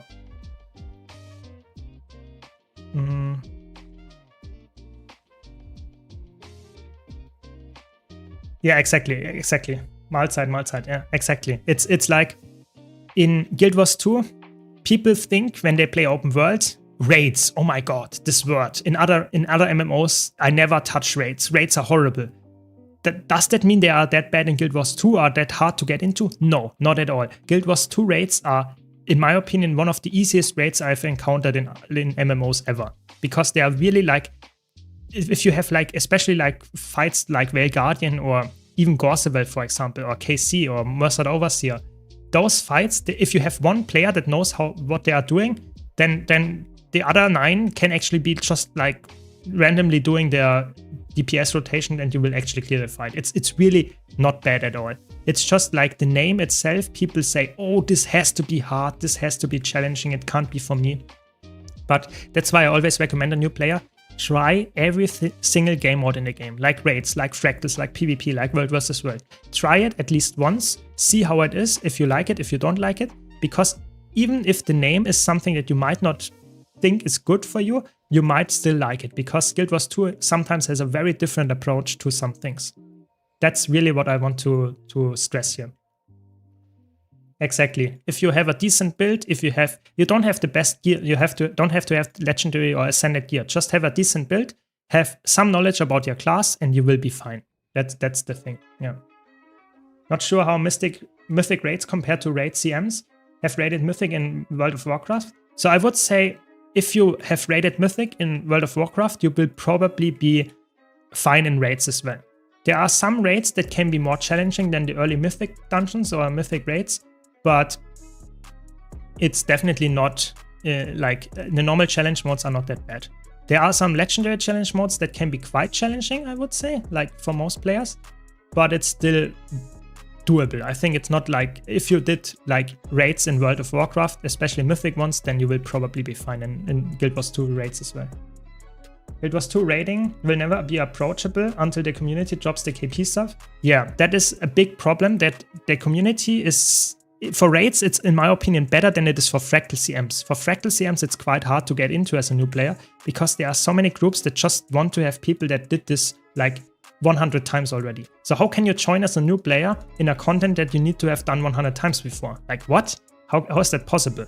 So, and for raids, to some extent, that is the same case. So I would say you can easily get into raid groups if you join a Discord server, join some training groups.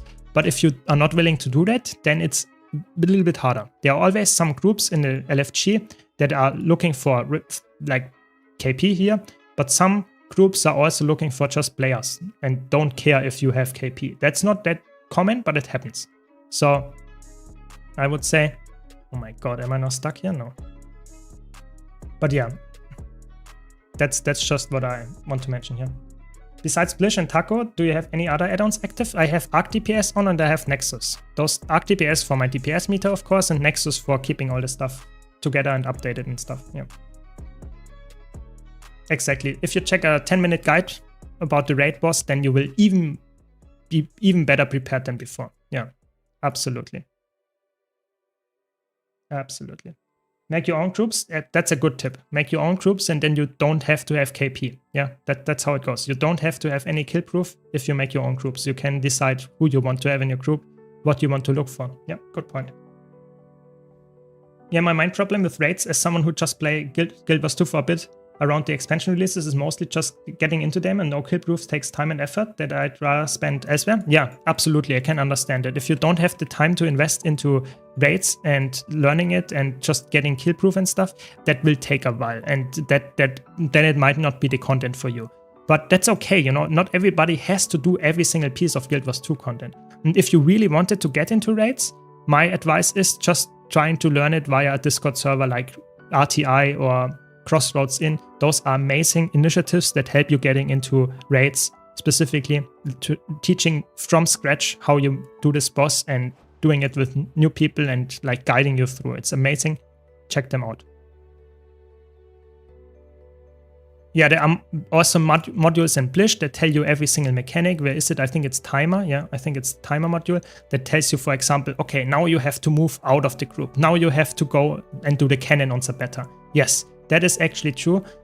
It's not necessary. I think raids in Guild Wars 2, in my opinion, are quite visualized and all the stuff telegraphed. So in my opinion, it's quite easy for a new player to understand what to do, or somewhat easy. If someone tells you this is the mechanic, you should do it, then it's actually understandable in my opinion.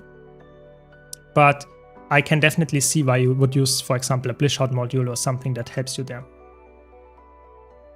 That is true. Yeah, I mean, Prestige is mostly because of the drops right now. A lot of people are watching me for the drops, which is completely fine. But hopefully some stick around even if the drops are done. Because I'm trying my best to make the Guild Wars 2 community an even better place. That's the idea, an even better place. Welcome, Mason. Welcome, welcome. So let's do some more map exploration.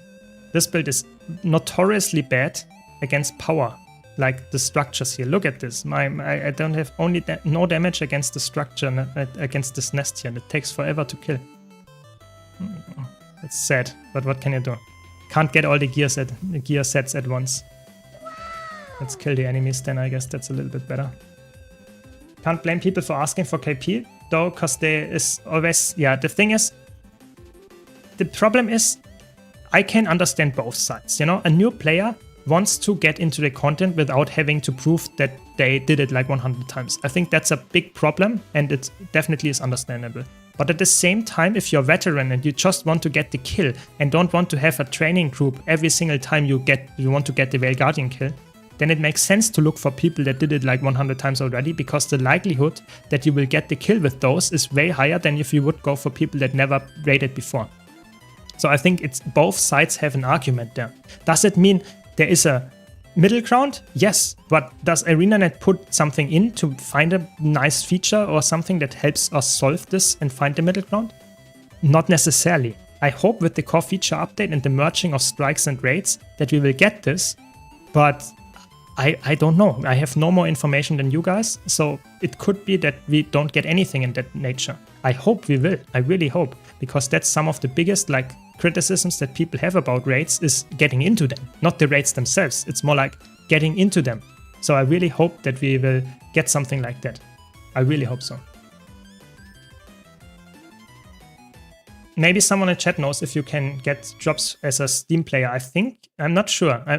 I think you can get that as well. You just have to watch on Twitch and connect your Twitch account, I guess, with your ArenaNet account. I'm not sure if there is a limit if you have to be on normal client. I'm not sure.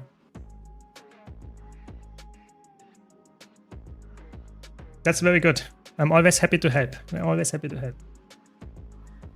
Yeah, matchmaking for raids would obviously a good thing, but you need to have role selection for that. So it's definitely harder to implement than is the quick play feature for fractals, because there are no role selections. So I think it takes a while until they will put it out, if they will ever put it out. But it would be a great feature. I agree.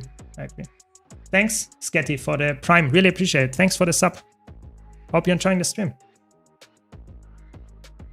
Exactly. It's always like, if you have to show that you are experienced and you don't have an in-game tool to show that efficiently, that leads to toxicity by the player base. So having an in-game tool to say, okay, this guy killed the boss in this specific role like 200 times, he has to be good, is the better way than just saying you have to have the kill proof, and people are very toxic if you don't have the kill proof or whatever. I think that's definitely something that they need to consider, but ArenaNet is really, really careful to put anything in that could be used as a toxic way to engage with people. So it's not the best idea to do it like that, but what can I say? That's just how ArenaNet does it. That's just how they do it. Okay, then you can. That's good. You know, I just don't want to spread misinformation, so you can use the Twitch and ArenaNet account together, and you just have to log onto Twitch and your ArenaNet account connected, and then you can use it. Yeah, so do that. You have to watch on Twitch though, of course. That makes sense. The drops are on Twitch only. And you can just watch like for 5 hours or something, my stream of course, and you will get more loot then. That's how it goes.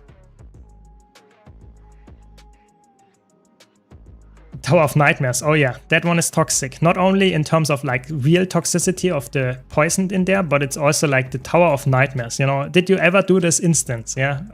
To complete this, you will need a while. This is like not a lot of people do it. It's crazy. Yeah, it's absolutely insane. Absolutely insane. It's true, there are people that are insanely high KP, like having 100 kill proof of a specific boss and still don't know how to tank it. Yeah, that happens. That happens. So KP is not the safe proof system, not at all. So yeah, I mean, we have to use what we get. And I'm someone that I don't really care if people have like insane high amount of KP. I just want to, for fractals, for example, I want to know that the person already did the fractal and knows how to do the mechanic. Because I don't want to play like Silent Surf challenge mode and wipe in the last 20% because someone did not know how to do the specific tether mechanic. Yeah, that I don't want that to happen. So that's why I look when I go for fractal CNs and want to have a smooth clear, not a training run, a smooth clear. Then I want to have people that know what they're doing. But I don't care if they have 40k KP, if they have 10k KP, 5k. If they know the mechanic, it doesn't matter to me. So I know some veterans would disagree with me here, but I think that's what I would say. I'm good. Trust me, pro, and then instantly dies. Yeah, that happens sometimes. But I also had it before that a viewer joined, said, I'm good, I just don't have any KP. And trust me, and I said, okay, sure, go in, let's do it. And they were top DPS. I had that before, yeah. So sometimes you are lucky and get really good players even if they don't have any KP, but that's not very common. That's not very common. That's very common. Soloing is also quite fun. Yeah, Guild Wars 2 has very many game modes, and soloing stuff, even fractals, is a very fun activity if you are into that. It's not necessarily the most efficient way of doing it, but it's definitely a way that is quite fun to play the game. And I like to theory craft about solo builds as well. So I think soloing in Guild Wars 2 nowadays is even more like pushed into existence because ArenaNet makes a lot of features and stuff that is actually not necessary to have a full group for that. So I think Guild Wars 2 goes even more into the route of being like the game that can be easily played as a solo MMO. I really think so. What add-ons do you recommend as a must for high comfort experience? I would say Arc DPS if you want to play a lot of instance content and want to see how much damage you do and stuff. So I think that's the really good one.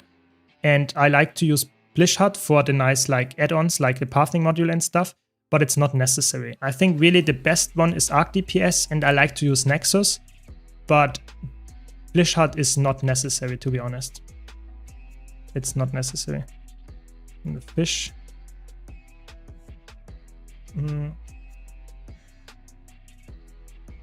Yeah, that's true. It's not because of the KP that this with the Weaver happens. Yeah, that's true. Weavers are either really good or really bad at the game. There is no middle ground. That is a good point, Some classes are just like that. It's probably quite similar with, for example, Deadeye. You either have Deadeyes that, or maybe you have to unload Deadeye, but some classes are like that, where you have like insane amount of like, you don't have that many people playing it. But if you have someone that plays it, you either have the extreme in one direction or the extreme in another direction. That's true. But the example still holds true that sometimes you get a player that is really good even without any KP. That's more like what I wanted to mention.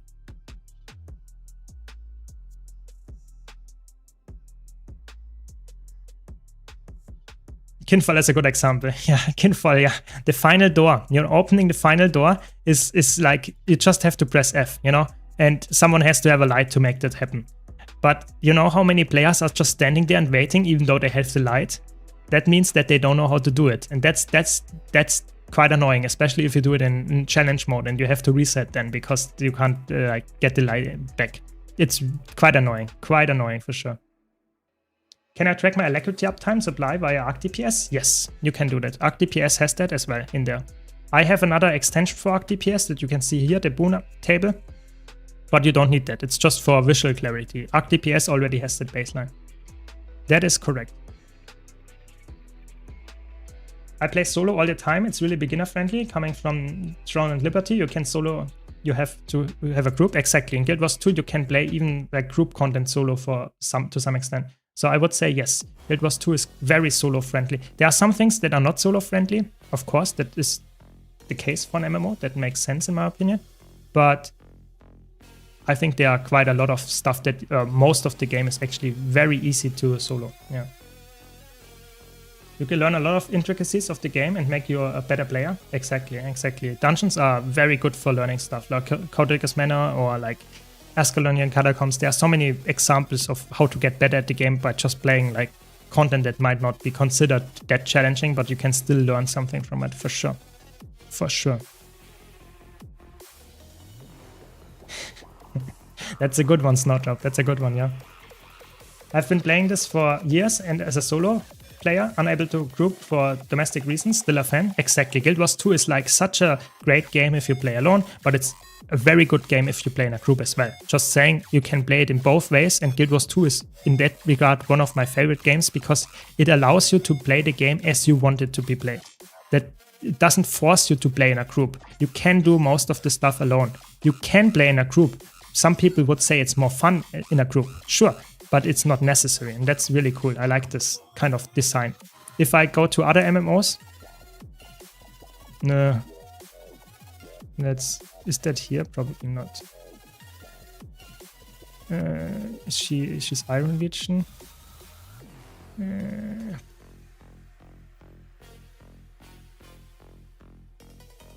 Oh my god.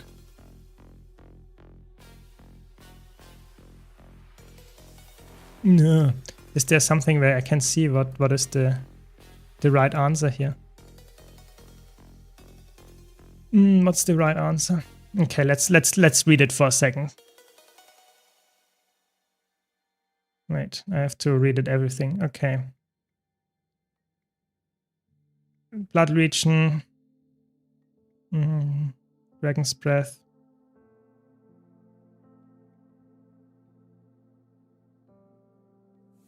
Okay, Blood Legion. I think she was an Imperator and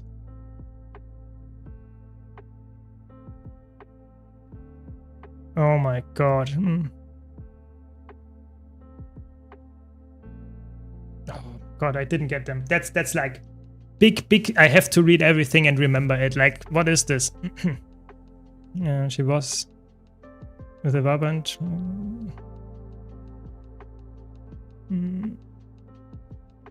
Okay. Let me check again. Once again. Blood Legion, Tribune. Okay. Let's do this. Come on. It's possible. Tribune. I think they were there. And she was forced to destroy them, and she formed the Vigil. Very good. Finally.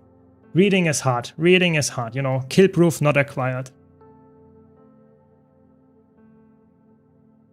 Yeah, it's cool. I mean, sometimes you get really good players in the quick play as well, you know, getting some SC player. That's cool. That's cool.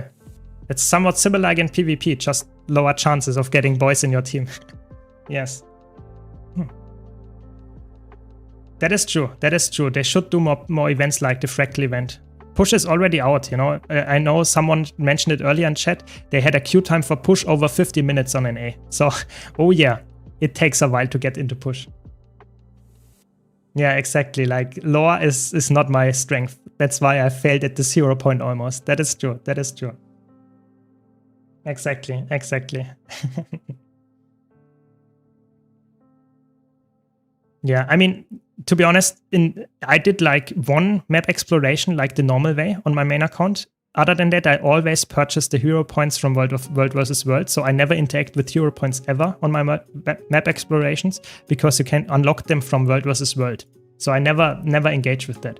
But if you have to read all the things to get this and you don't like want to I don't know, read everything and remember it, then it takes a while. Yeah. I would really like to see an Iron Man solo self-found challenge added to the game. Oh my god, that would be probably not the correct how's it called, group of players, but I think it actually is such a cool idea, like making a self-found and you have to like get everything yourself. That would be a complete different challenge than any other challenge in Guild Wars 2. I think the player base wouldn't really enjoy that, sadly, because the player base is more casual and don't want to have a try-hard scenario like that. But why not? You know, why not? Or this quest. It just takes forever. Quick play fractals made me learning them so easy for new players. Yeah, it's really good. It's perfect. I think that's one of the best, if not the best event they ever did, because it's so new player friendly and veterans like it as well. It's just really smart with the rewards attached to it. It's just ideal, you know. There are some issues, don't get me wrong, but it's so good. It's really is.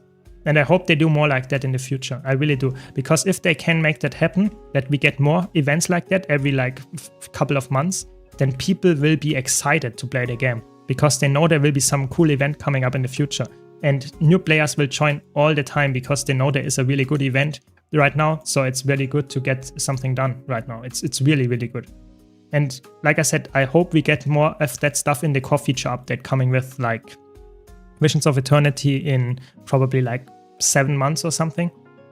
Then I really hope that this will be a big positive influence on the core game and on the new player experience. Really hope so. Deep Dungeon would be a perfect fit in Guild Wars 2. Yeah, I always mention that when Guild Wars 2 gets some kind of procedurally generated dungeon or stuff that you can solo or scales with your own like group size while also scales in difficulty, and you can continuously farm them 24/7, that would be amazing. It doesn't need to be Guild Wars 2, to be honest. If they are currently working on Guild Wars 3, I would also enjoy that.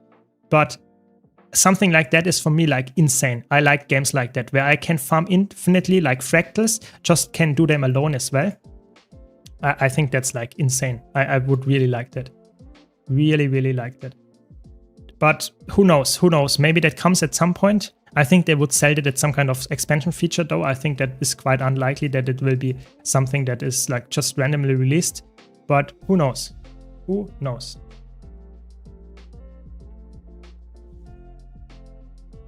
Renegade is still good in PvP. It might not be the absolute best build and most crazy carry build, but it's definitely like high A tier, I would say. High A tier Renegade. It's still good, yeah.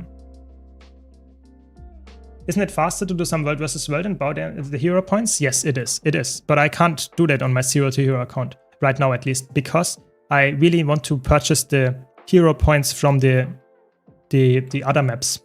How's it called? The expansion maps.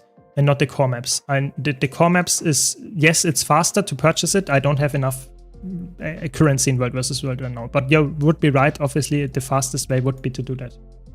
Absolutely. Are there any certain fractals that are impossible to solo?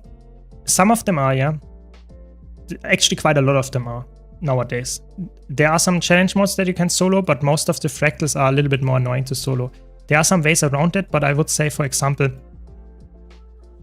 what is a good example? Like, some of them cannot be soloed. That is just straight up to this. The same goes for dungeons. The same goes for dungeons. So we need one more thing to interact with. Come on. Not good. Almost. Is it the last quest? Or the second to last quest that I ever have to do on this character? That's crazy. It's the second to last quest. That's very good. What do I do with volatile magic to make most gold? You go to any vendor that says trophy shipments. So you can just type into the chat /wiki and go to volatile magic. Volatile magic, like this.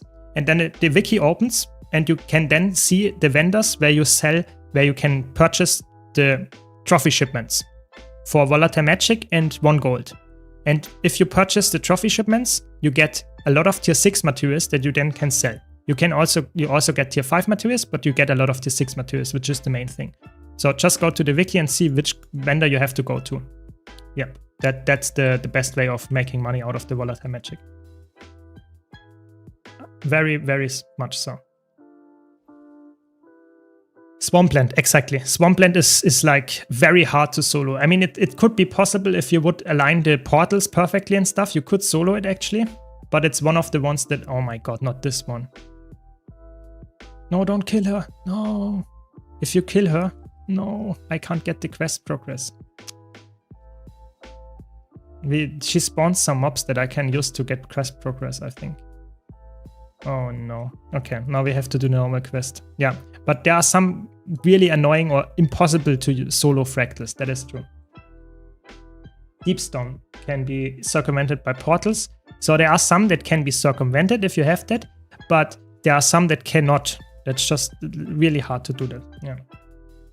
Are trophy shipments worth to buy when deciding to craft a legendary? Yes, I would say so, because you will get some additional tier 6 material influx, which is obviously really good, because that helps you some way towards the legendary. I would say so, yeah.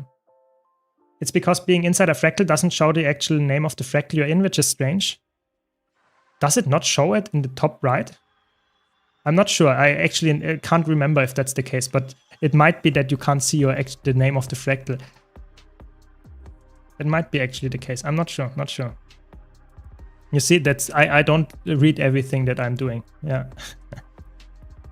Do I have to watch a stream continuously for 5 hours? No. You can just join over the next few days. I think it lasts until Sunday. You can just join any stream on Guild Wars 2 that has drops enabled, and you will be able to get progress your rewards. So if you like watch 1 hour now, 2 hours tomorrow, and 2 hours a day after that, you will be fine and have it as well. You don't have to watch it consistently. Just during the same period. Yeah, just shows the number. Okay, I guess then you can't see the name. I mean, there we go. Last quest completed. That's it. Very good. 89% map completion. That's good. Now we just have to go and do the ore maps. Yeah, it's not in one sitting, exactly. It shows the name before you enter, but not when you're in. That makes sense. I don't know. Sometimes they have weird UI. That is definitely true. I don't know which 73 fractal is probably, what is it like? Probably like Sanqua? Is it Sanqua? Probably Sanqua, because it's like 75 and it goes down like the 100 one. I think it might be Sanqua, yeah. 89% already, exactly. Yeah, the progress is quite good. You know, we already have like all the hearts done. Now we only have to do 3 more maps. Straits of Devastation, Malkor's Leap, and Cursed Shore. So, we are getting somewhere, and we don't have to do any quests anymore, so it will be way faster.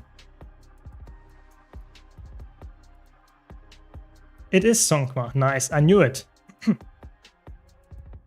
I asked you about your solo PvE builds, and you said that Condi Chrono is very good. Is it mandatory to have Ritualist on it, like you do in your video, or Celestial will do the task? Celestial is completely fine as well. Ritualist is just this slightly better damaging option, but Celestial is completely fine. It's even a little bit more tanky, I would say, so completely fine as well, yeah. But Condi Chrono is probably one of the best ones, yeah. It shows if you hover over the minimap at the top of the map. Yes, that is true. That is true. That is a good point, but who does that, you know? Do you do that all the time? Probably not. Probably not. So maybe we can get someone in End of Dragons, because then I can port in Dragon's End rather. I really want to get to Dragon's End because they have some things there to unlock the hero points, and then I can unlock the Chronomance at some point. But yeah, we will get slowly but surely, we are getting towards like full map completion, full Chronomancer unlock, full Ascended gear. I'm working on it. When Visions of Eternity being released? Yeah, it will be interesting. 73 is Shattered Observatory, okay. Yeah, I mean, I don't know all that, like the fractals by heart. I don't know, but it doesn't really matter, to be honest. You have the selector. Why would anyone care to know that? Doesn't help you most of the time. There will be a new fractal coming with Visions of Eternity as well. I'm not completely sure, to be honest, when it will happen. If it will, I think it will be after the release. It will not on release. So there will be another one, and it will include a challenge mode as well. So it will probably be added on top of that. So it will shift around a bit of the fractal numbers. But I like more fractals, that's good. October 28th, that's correct. That's when the expansion drops. You can always check that when the special reset happens. So when the special tab is resetting, that always means this is the time where you also get the next content drop. And the next content drop is the expansion. Would love to make a Condi alt with possibly for support, thinking about Druid or Scourge. Any suggestions? I think Scourge is better.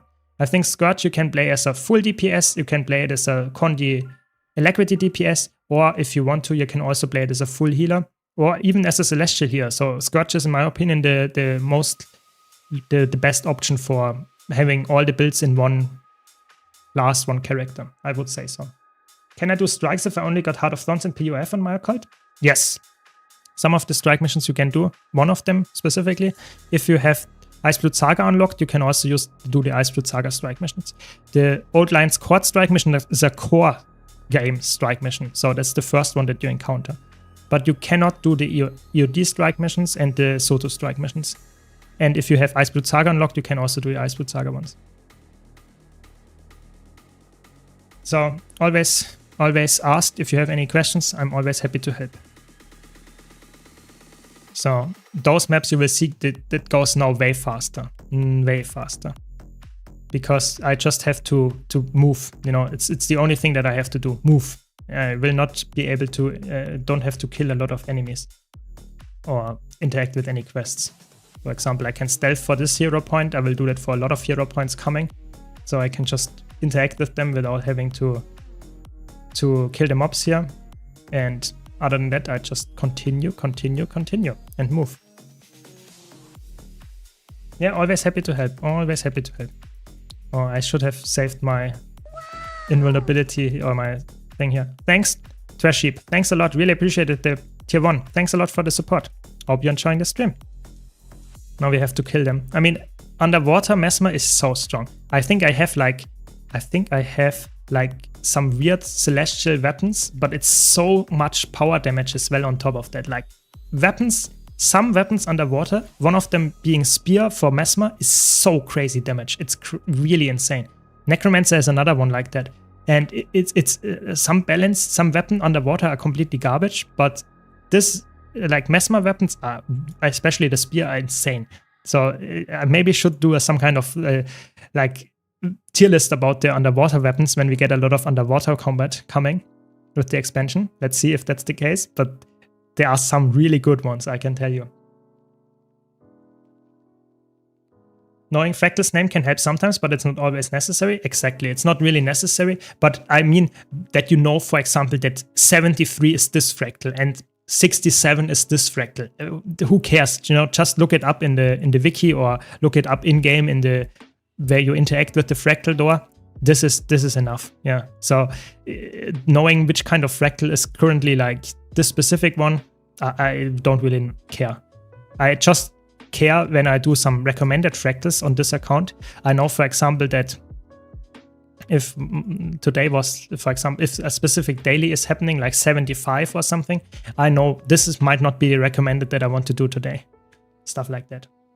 What's the state of Mesmer now? Mesmer is really good. Mesmer is insane. Staff is not like the absolute best weapon on most Mesmer builds. It's really good on a Condi Mirage, Condi Chronomancer. But if you like Staff, then you would probably play those builds anyway. So I would say good build. Good state for Mesmer. If you like Mesmer, probably one of the best classes right now to play. Oh my god. Shouldn't read chat when I jump. Can also use the bunny, but come on. What's the best Mesmer spec for open world? It's either Mirage or it depends. If you want to be a solo player, like soloing hard content, I would say the best spec for that is Condi Chrono. If you want to be in a group, because open world can be in a group as well, like just running around doing meta events and stuff, I would say Power Chrono or Power Virtuoso are the best options. Yeah, but you can also have a very easy Condi solo Mirage build. It just depends what kind of spec and what kind of like encounter or event you want to do. If you are solo, I would say Condi Chrono is the best option. But in a group, all the builds are actually viable. Yeah.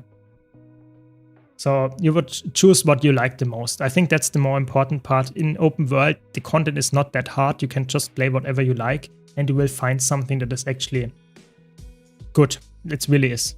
Just play the class, the elite spec, even the weapon that you like, and you will find a build around it. What build are you using? I'm currently using a full Celestial Mirage build so that I can do some damage, but I also have some nice sustain and can solo most of the stuff. I'm using full Celestial gear because it's free. I got the exotic Celestial gear for free, so I will just use that until I have full Ascended Harriers gear, which I will use on my what's it called, healing, alacrity or quickness Chronomancer, which is currently the go-to build that I want to use in Fractals. But right now I'm doing fine with the Celestial version here, and I'm slowly closing in on the map exploration being done. So I'm slowly getting there. But yeah, if you have any questions, let me know. I'm always happy to answer them. Let me quickly hydrate though.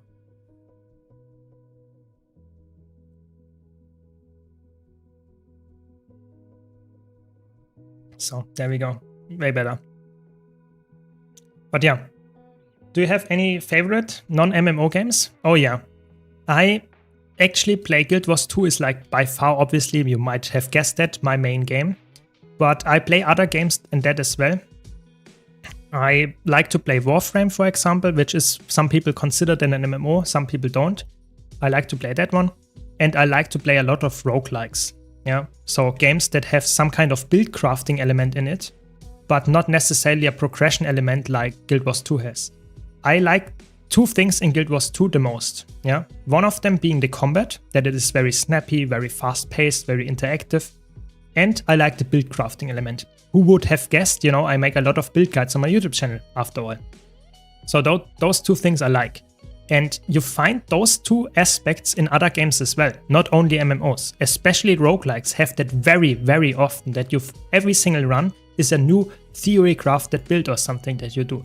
That's why I like roguelikes a lot and just play them off stream quite often, you know, just for some casual gameplay. Not like necessarily playing like the most try-hard player or something and getting the craziest Hades highest heat run or something. That's not what I'm doing. I just want to have some fun with some different builds. And I think the similarity between MMOs and build crafting and stuff like that, at least in Guild Wars 2, there is a lot of similarities, yeah. Yeah, exactly, like Binding of Isaac, Hades, like even Potato, if you know that one. There is a lot of cool stuff that you can do theory crafting on, you know, even like Slay the Spire, stuff like that. There's a lot of good MMOs, like build crafting roguelikes.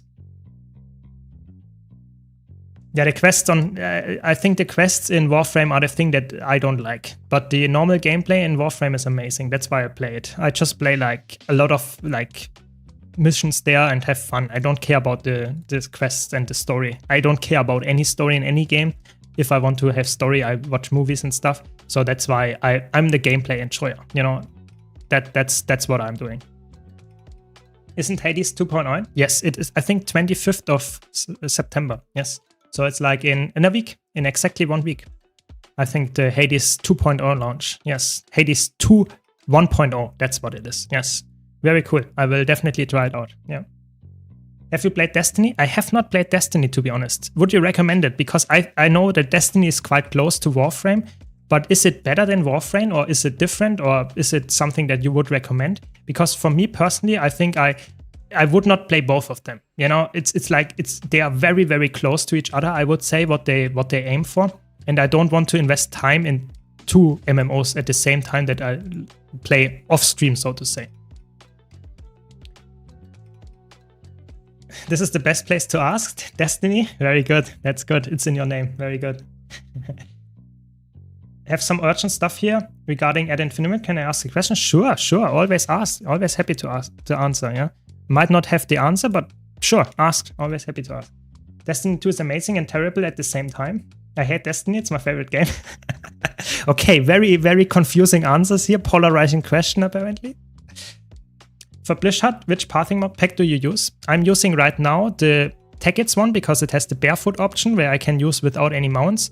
But the best one that I would recommend is the Thieves one because it gives you the best, like, additional information, so, and the fastest map clear. So if you have all the mounts, use the Thieves one that you can see here. Yeah, really, really good.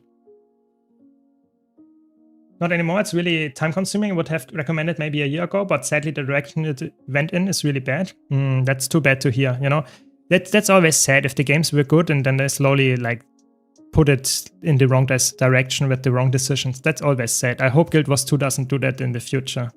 It had already quite bad decisions. I hope they are behind us and not ahead of us. Warframe has much better build crafting than Destiny. Yeah, that's also one reason why I actually did not start Destiny, because I know a lot of people say Warframe has way more ideas and different builds to try, and that's what I like about games after all, as I mentioned earlier. So it's definitely something that I would say it's pushing me towards Warframe. Elyssa's is also good. I think Elyssa's is definitely better than Tekkits one. But I like the Thieves one because the Thieves one is like with the quests, with the progress that you get and the fast movement and what kind of items you have to purchase and stuff. It's amazing. I think the Thieves one is like just so perfect for an add-on. But I think the Elyssa's one is definitely a close or a somewhat close second. Yeah. At least in my opinion.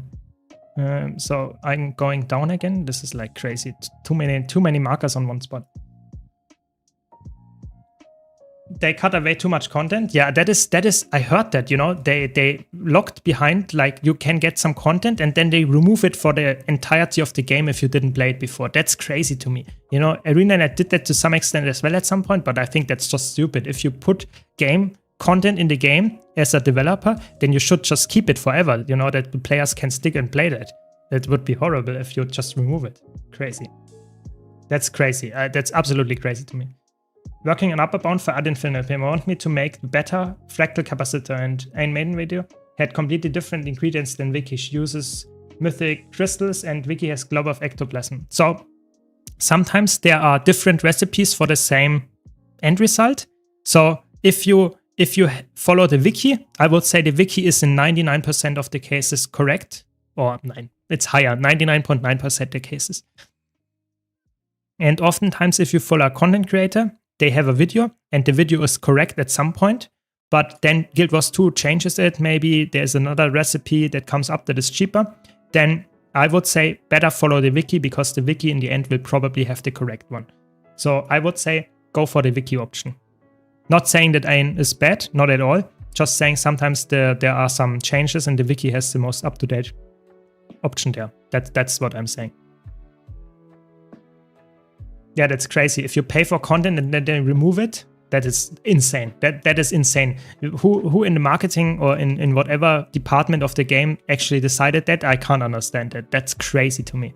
ArenaNet did it to some extent as well, but it was free content. You know, you had to log in during this 2-week time period and you got some new content there. And then after 2 weeks, it was gone. That is already crazy to me, but it's free. But if it's paid and they remove it, that's insane. That's just insane. That's insane. That's crazy. I have the Sunrise account bound and I'm thinking of getting the Twilight to Forge Eternity. Oh my god, I'm almost dying. Wait, where do I have to move there? Okay. And get the Twilight skin and sell Eternity, but because of my Sunrise is already account bound, I don't know if I can sell Eternity after forging it. Can I sell it or will it be account bound? So they did a rework of that in the past. Let me get out of here. They did a rework of how that worked in the past. So I did mine before that happened. So I'm not completely sure. Maybe someone in chat knows, but I think it works like that. Yeah, thanks Alka for that's just listen to Alka. Alka knows. Yes, but there was before the changes to the wardrobe system, it was very clear. You had 2 items, you combined them, got Eternity, and then you can sell it. But now it's a little bit different. You have the memories and you can get other things. So I did not do that yet on my account because obviously, why would I? I already have Eternity. So listen to Alka. He knows. And of course, you can also use, good point, efficiency, wiki. There are so many good ways. I always mention Guild Wars 2 or the wiki, but you should also go to Guild Wars 2 efficiency. You know, it tells you each single step of what you need to do to get a specific part of the legendary done or any item that you want to get. And it tells you craft this, get this, craft this, make this, forge this. It's really, really good. And you will just follow the steps and you have the legendary in no time. It's really, really easy.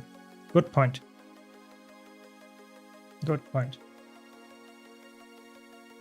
So this is like a jumping puzzle, so I have to be really careful here, to be honest. I'm really bad at jumping puzzles if I haven't mentioned that before. Yeah, we made it. Very good. That actually was a jumping puzzle. I got 10 achievement points for that. Is it the book? No, it's not the book. Is it the book? It is the book. Crazy. Yeah, sorry, Alka. The bot is too aggressive sometimes with the. Just wait a bit and it will be happy again. Yeah, no portal. You know, that's how is it called? Confidence or stupidity. No portal. You know, who cares? You know, I have to redo it. You know, I have to live with my mistakes. It worked out in the end, but you're right. Portal would have been smarter. But, you know, you're not here for a smart streamer. You're here for someone that entertains you. You know, if I would fail the jumping puzzle 3 times in a row, you would be entertained by that, yeah? Wouldn't you, you know? So better do something like that. Nice, we can unlock the next part in Chronomancer. 72%. Slowly getting there.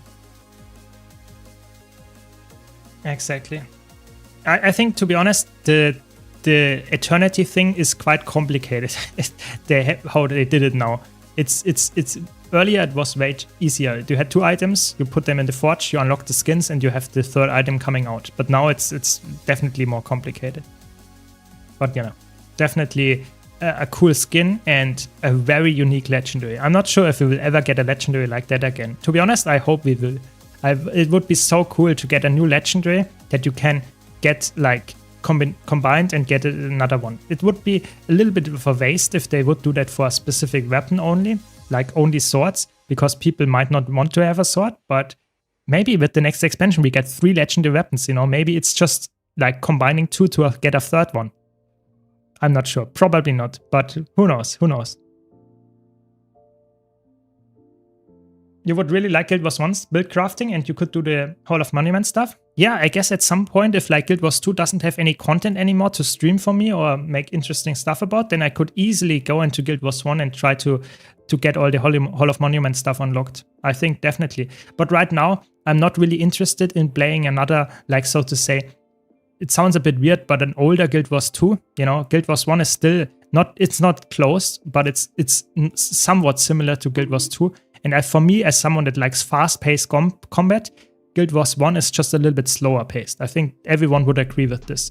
And that is, for me, as a fast-paced, somewhat like snappy, enjoying player, I think it's probably better to play Guild Wars 2 for now. But if I have no like content to do in Guild Wars 2 anymore and it's really boring for me, then I will definitely try out Guild Wars 1 for sure. Yeah. Which is, you know, I don't want to sound like negative. Slower paced games don't mean they are worse, not at all. Just saying, for me as someone that enjoys having a very fast combat, oftentimes going to a game that is similar to this but slower paced, I enjoy it less. If I have a slow paced game and I have no competition in that game, I might enjoy it and I might still enjoy Guild Wars 1. Just saying, I like to have the fast-paced combat of Guild Wars 2, especially in PvP, where you have like 5 things happening all at once. And you have to think, okay, can I take this hit while doing this attack, while dodging this attack? Stuff like that. I really like this kind of playstyle. But I know that a lot of people like slower-paced games as well, and I think Guild Wars 1 is perfect for that. Yeah, absolutely. It's way more chill and laid back, I would say. And has cool ideas in there. What's your favorite German breakfast? Probably omelette. I think that's the same word in English. I'm pretty sure. It's like you put your eggs together in a pan and put some nice vegetables in there, some cheese, stuff like that. It's really tasty, I think. And I don't have to have a bad conscience because it is very unhealthy. It's quite healthy and tasty. That's perfect. That's what I would say is my favorite. It's not a German necessarily breakfast. I don't know where it comes from, but it's a breakfast that we can eat in Germany here very well. Yeah. Yeah. French? Maybe. I have no clue where it came from, actually. You know, that's like if you are in such a international world nowadays, I have no clue where some foods come from or dishes. I don't care. You know, if it tastes good, I will eat the food. You know, that's the main thing. That's the main thing. Definitely French. Yeah, maybe. Maybe French, yeah. I remember from when I was a kid something like called a hunter's sandwich or something. That sounds very like meat heavy, probably, something like that. Maybe some deer in there or something, yeah. Yeah, the word probably is French. That much is for sure. Sounds very French, that is true. Oh my god, did I switch my elite skill? No. I finished some time ago. They have obsidian armor. Would you like to have a medium legendary armor? What do you think should I do? Again, PvE armor?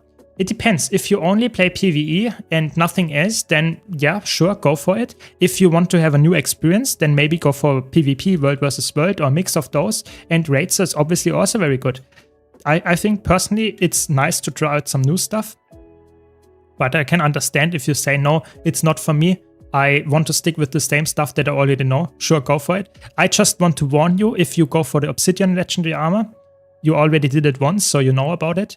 It's quite a grind. You have to do a lot of the meta events. That was for me actually the most important part. I know a lot of people say the rift hunting is horrible, but for me the meta events were more horrible, to be honest, to do them every single day, because I did like 3 sets plus the tier 2 set. So it was quite a lot of like time that I spent in those new maps. Or Soto maps rather, not new maps. And I didn't like that. But if you don't care about this, then go for it. Yeah. That's my tip there. I would say the easiest by far, not the fastest necessarily, but the easiest is definitely the open world one. Many cultures have some same food, just different names. That is true. That is very true, especially in the Western world, because they all like originate from the same somewhat like culture, I would say. You know, a lot of the European stuff and the American, like North American stuff is quite similar. They after all originated to some extent in Europe at some point. Asian and African food is definitely completely different, I would say. It's not necessarily always the same. I did all sets for obsidian armor in about 4 months and I almost burned out. Yeah, exactly. I think this somewhat similar. I did all of the sets in like a few months, yeah, somewhat like you. And I was like, for me, I did not burn out of the game, but I burned out of the Soto maps. Like, if I have any reason to go back to the Soto maps now on my main account, I'm really sad, because I like the Soto maps, but I don't want to go back to them. It's still like some kind of mental like barrier to go back to them, because I just did them so frequently and it was so much time that I spent there. I just don't want to do them again. Yeah. Yeah, if you know every single raid encounter and can do them each week, then it's faster to do the raid one. That's true. That is very true. To be honest, I'm scared of doing raids. I think people always say raids are hard and you can get flamed and stuff, but come on, a lot of if you're willing to get into it and learn a little bit of your class and try to get better, I think raids are actually really fun.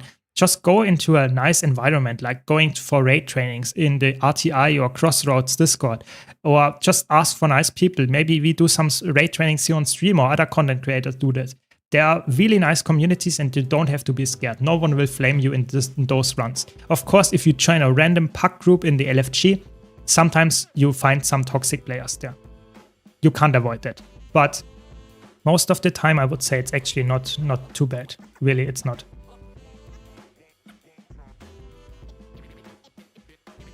As someone who does SPVP a lot, if you are gonna do PvP armor, do World vs. World so you can get the gift of battle at the same time. That is a good point, yeah. You can do a lot of the stuff in the same like area time span and get like the time gates out of the way together. That's definitely a good point. Good point. But if you don't raid, go for open world one. Yeah. If you don't raid and you don't care about competitive modes, open world is the only option for you. But I would say maybe give PvP and World vs. World a try. Maybe you enjoy them, you know? You don't have to be a tryhard to go into those game modes. Not at all. You can still enjoy them. At least I think so, yeah. There are some very active raid training distros. Exactly.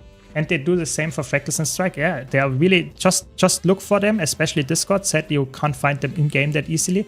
But yeah, I definitely think there are so many great communities around getting new players in the specific content. I really think that's definitely worthwhile investing some time and research in. And then when you are on the server finding a group to do the content with, you might actually enjoy doing it, find some people to play it with in the future. Even better. Yeah, for sure. Yeah, that's a good point, Yuska. That's a good point. So almost done with this map as well, you know. You see the progress is really fast now, like really fast. 92% already. Look at this. Like this is like, I started at 83%. Like the ore maps are amazing for finishing, you know. It feels so good rushing the last 10% in an hour or like 1.5 hours. It's really good. So next stream we will finish it. Next stream we will finish it. Few more and we are done. Very good. Very good. But yeah, if you have any questions, let me know. Let me know. We are almost done with the mastery here as well. Don't have enough mastery points anyway, so there's that. Another grind to go for after the map completion, I guess. But yeah, we are making progress here. But yeah, I wanted to say, if you have any other questions, just let me know. If you want to find a guild or want to join friendly people on a Discord server, join our Discord. We always have answers and nice discussions there. Just let me know and we will invite you to the guild as well. And in general, I will try to answer as much questions as possible. Also under my YouTube videos, comments and stuff. Just let me know. There we go. I think that's the mastery done. Yep. That's the mastery done. Oh my god. Let me leave. Just let me leave.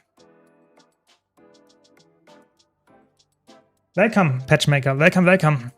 Welcome to the stream. Okay, we managed to get the map completion done. Sadly, no key again. I was really lucky in the beginning. Got like 3 keys or something, and now I didn't get any keys anymore. That's sad. Very sad. But yeah, what can you do, you know? So, we want to go to the Malkos Leap. Malkos Leap. Second to last map. Very good. Very good. So, let's clean up the inventory. That's what I wanted to do in the first place anyway. And yeah, like I said, if you have any questions, just let me know. I'm trying to answer all of them. And we will see. Maybe you have some nice debate topic on top of that as well. Some rare gear, very good. What is that? 71. Not worth it. Not worth keeping. A lot of junk. Okay, let's port to a vendor. Do you do the main story quest? No, I will not do it. You can, of course, as a new player, just do the main story, and it's completely like up to you if you want to experience the story. I think for the first time, it's actually quite good to enjoy the story, but I would recommend to do it in your own pace. If you like it, do it, but I would not say you have to do it. It's really like Guild Wars 2 is really like you can do the story in the main story in the core tier maps because nothing really unlocks with the story. And it's quite a long progression to get the story done. But if you like it, go for it. And I will not do it here on this account. I will do it in the future. Maybe some kind of expansion story on top of that to unlock some other stuff. But right now, I don't really want to do that. So we have again, my inventory is almost full. Or not the inventory, but my bank. So I will put some stuff away. And sell some stuff and clean a bit up. And then sell it here for that price, I guess. So made some gold progress on top of that. Put some stuff to my second character to have the bank empty. Yeah, you get some rewards along the way and some lore. So if you enjoy it, as for the first time, I think it's definitely worth doing. But for me here on this account, I don't do it because I want to get the legendary as fast as somewhat possible. Yes, it could be faster, but somewhat as fast as possible. And it is definitely like already quite a grind. And I don't want to invest a lot of time and stuff that might not progress me that much. That's why I won't do it. But I can see as a new player, definitely have fun, try to get it done, and you will actually enjoy probably the ride. I think the story gets better when you get to the expansion, but even the core story is not too bad. Even there, it's not too bad. Okay. Looks already a little bit cleaner. Wait, how do you access the whole map without doing the main story? I thought the level 80 areas are locked within the DLCs and story. No, that is not the case actually. That's really weird in Guild Wars 2. So there are some parts of the map that you unlock via the story, yes, but you can go there before doing the story as well. That's some really, really weird interaction, but that's just how it works. Yeah, so I can show that. But a lot of the maps, for example, I could teleport with a teleport to friend, for example, to End of Dragons map. Here, to explore Saitung Province, for example, and some part of the New Kaining City, even though I did not do any story of End of Dragons. The same goes for Horn of Maguma, so for the Soto maps, or even the Heart of Thorns maps. You can go to those maps if you have a teleport to friend, for example. Other than that, you have to do some story steps to get there. That is true. Yes, you can't explore the whole Guild Wars 2 map without doing the story. There are some parts that are just straight up locked behind the expansions and the story there. But most of it is actually available or reachable without having at least some parts of the mastery or some parts of it. I will also change my mastery now to the next Fractal Mastery, because I can level that. I guess it's time again. It's the time again.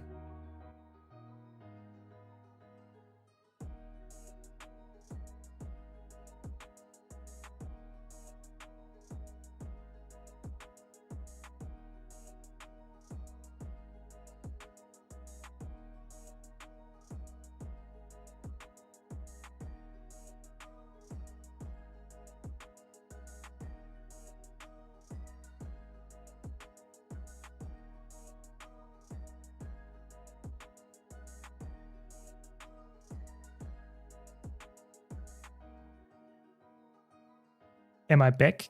Is it working again? Let's double check. Is it working again? So if someone, is it working? Yeah. I mean, what can I say? You know, German internet. What? Just random hiccups over the day. What is going on? Had it yesterday as well. I'm so sorry, guys.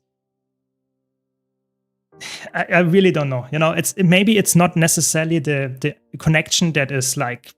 Maybe it's not German in general, maybe it's just here where I live. I have no clue. It just happens randomly. It's so crazy. You know, my ping is normally like 20 and just randomly everything disconnects. Like this Guild Wars 2, just some random, my stream crashes. At least it stays because it comes back after a while. So I'm really sorry. Just happens, I guess.